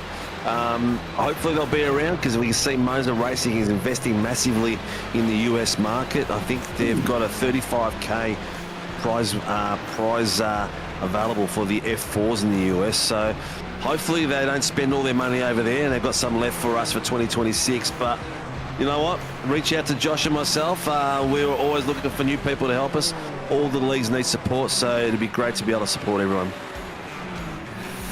Indeed, and Josh, as El Presidente now of the platforms of the GSRC, do you want to do the cheeky plug or should I? Oh, mate, I can roll with it. Yeah, so first off, I'd like to thank our long-time supporters. So we have Pure Tasmanian Sprayton non-alcoholic cider. Yes. They have been a long-time supporter and, yeah, absolutely fantastic local company, which you can find at many of your local places where you find those kind of drinks. And then we have another long-time supporter who supports our Monday night series, GT4s and GR86s this season, and they are waste options. And GR86. Sorry, correct. Yep. And then we have a relative newcomer for the last, this is going to be their 4th season rolling, and that's Trophy AI. So these guys are fantastic, and we have a great partnership with them that we have set up essentially to enable our members to take them from either wobbler to not so wobbler or quick to even quicker. So Trophy AI is a great system for anyone at any skill point. But aside from that, we have Pantech Industries. So they're a veteran-owned company up in northern Queensland who specialise in heavy equipment repairs and whatnot. We have Flash Graphics, Merch GSRC, and Bowens, who has also given us a bit of support. So thank you to all our sponsors. They keep us rolling. Indeed, they do. And on that subject, if you want to get your hands on some of the GSRC merch that Josh just mentioned there, merch.tgsrci.com is where you go. But more to the point, if you want to get involved with Turn 4 just around the corner, race.tgsrci.com is where you go for all that information on how to sign up and get involved. And of course, pay your fees, see the calendar, etc., etc. Speaking of the calendar, I'll do this before Sinker wraps us up and takes us out of here. Quick little cheeky personal plug.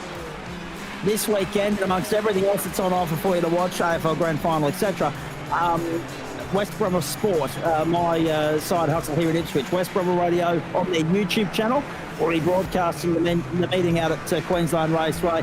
The Hyundai XL, as they're labelling it, World Enduro. Bit of an NFL vibe going there because we're the only ones that do it.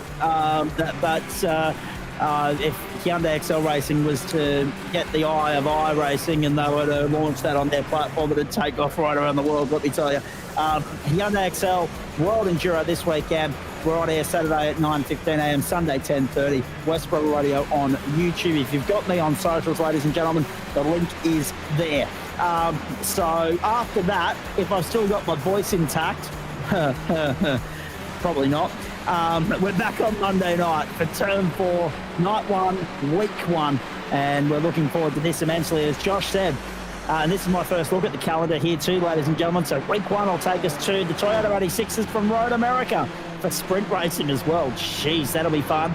That'll be from 7:45 Eastern Standard Time, and the week after it'll be 7:45 Eastern Daylight Time. Too early, don't talk to me about it just yet. Then we go to sprint racing for GT3 from a former vendor of the Australian Open World Nationals, Mugello in Italy. And sprint racing there, Pro-Am race first up, Pro Sport second up, and that'll be from 8:45 Eastern Standard Time. Wednesday night, a new look Wednesday night with Dan Yeaman and Matt Schmidtke joining forces for this term. We're off to the Red Bull Ring for the late model stock Trans Am series, thanks to merch.tgsrci.com. That will be the supercar supports. and that'll be a 45-minute race from there, again from 7:45 Eastern. And we're kicking it off with the Supercars Enduro from right back here at Mount Panorama, Bathurst. Of course, a little bit of real-world symmetry there with the Supercars heading there in a couple of weeks' time, of course. Mount Panorama, 60 minutes, the Enduro to lead off the Trophy AI Supercar Series for Term 4. Over drop, they're looking to continue their stranglehold on that at the moment, and that'll be with you live from 9 p.m. Eastern Standard Time.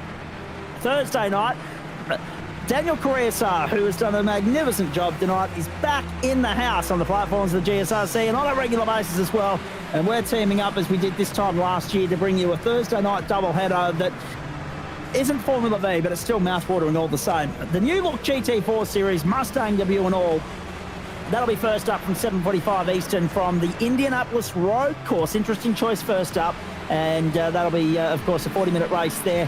Then we get on to the Porsche Cup, the Pantech Industries Porsche Cup from 9 p.m. Eastern Standard Time, and that will be taking us to, the most boring venue of last year's schedule for the Porsches, the Bend.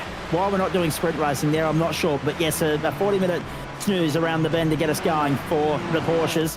I might call in sick next Thursday. 8:55 for a 9 o'clock race start. 9 p.m. Eastern Standard Time, round 1 of the Pantech Industries Porsche Cup for Term 4, Shell V Power Motorsport Park on the international circuit. Friday night, we don't have a broadcast for the Skip Barbers from Summit Point because once daylight saving kicks in the progressive and civilised parts of the country, Joe Baldwin will be 3 hours, but it makes a lot more sense over on the West Coast, behind, and with work commitments and other things, he can only commit to the primetime offering, which we're very excited about.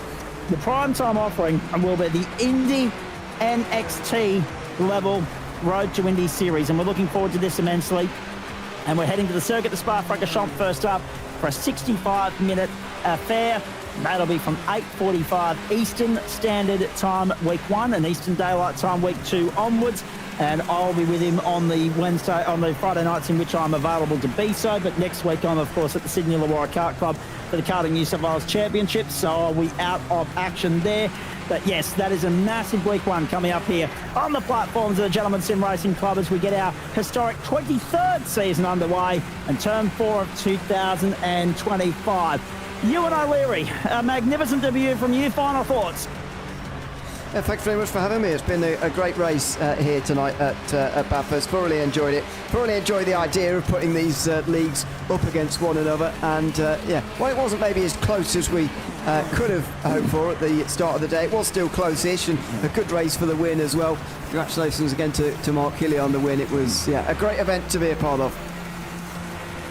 Sinker, I'll let you give your final thought as you sign over. Josh Juno, final thoughts. Josh, go. It caught me off guard there with the mic muted. No, thank you again. And I did forget to thank the team behind the scenes. So yeah, the race controllers, fantastic effort. That was a big one for them. Glorious crash there from Steph as well. That first safety car. Not sure the stream caught that, but no, very good work. And yeah, massive thanks. I called upon Dan quite last minute to put this together. He's pretty much started from scratch. Adam, massive effort to get the broadcast stuff ready, the part that Dan couldn't do. Matt McKee in the background to create the amazing overlay that automatically calculated the points. How he does that stuff is beyond me. And then, yeah, very obviously, Owen, Sinker and yourself there, Zach. Absolutely fantastic job on the comms. Got 3 alphas in a channel. I don't know how you've managed to bloody yes, well done, Dan. I don't know how you managed to balance it, but yeah, fantastic, guys. I'm going to seek clarification on what you mean by alpha. I reckon there's a non-G-rated term for that when we get off air. Thank you, Josh. Well played. A great night here. Sinker's going to wrap it up for us, but from our standpoint, the platforms of the Gentleman Sim Racing Club, a pleasure to produce and present this one for you, ladies and gentlemen. Congratulations to Mark Hilly. I'd love to pick apart the amount of bad luck stories and the guys that leave here with their tail dangling between their legs and licking their wounds, but seriously, we haven't got enough time to do so. There'll be a lot of people ruining what might have been tonight, particularly Harrison Lewis. That's my standout as far as those that might have been a concern. We look forward to your company Monday night. Look forward to your company on YouTube over the weekend as well, as we continue to juggle real world and sim world commitments in 2025. What a magnificent night that's been. We look forward to the next instalment of the Australian Open World Nationals, number 6. Well done to the GSRC winning the team's bragging rights points race yet again. We've got a stranglehold on that still, despite the fact that Mark Hilly has brought the winning ways of the club to a standstill in the outright stakes, and he did it in the best possible way by starting from pole position and converting beautifully into being the 4th driver to be crowned an Australian Open World Nationals champion on a night full of carnage and attrition at a place synonymous for it. Look forward to your company on Monday night. Sinker, bring us home, mate. A great night yet again. And credit to you guys for A, making it all happen, and B, having us involved. Look, it's been an absolute pleasure. It's been good to be in here with the so-called alphas.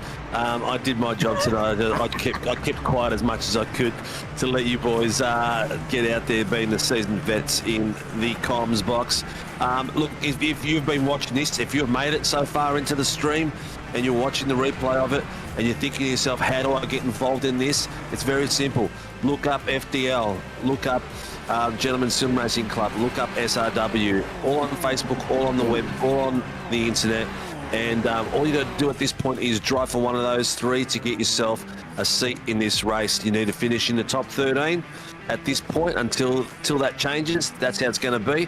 And get yourself into this position to become one of Australia's fastest open wheel drivers. A special congratulations to the drivers. Finally, an amazing effort to the top 3, but an amazing effort to all that came out and participated.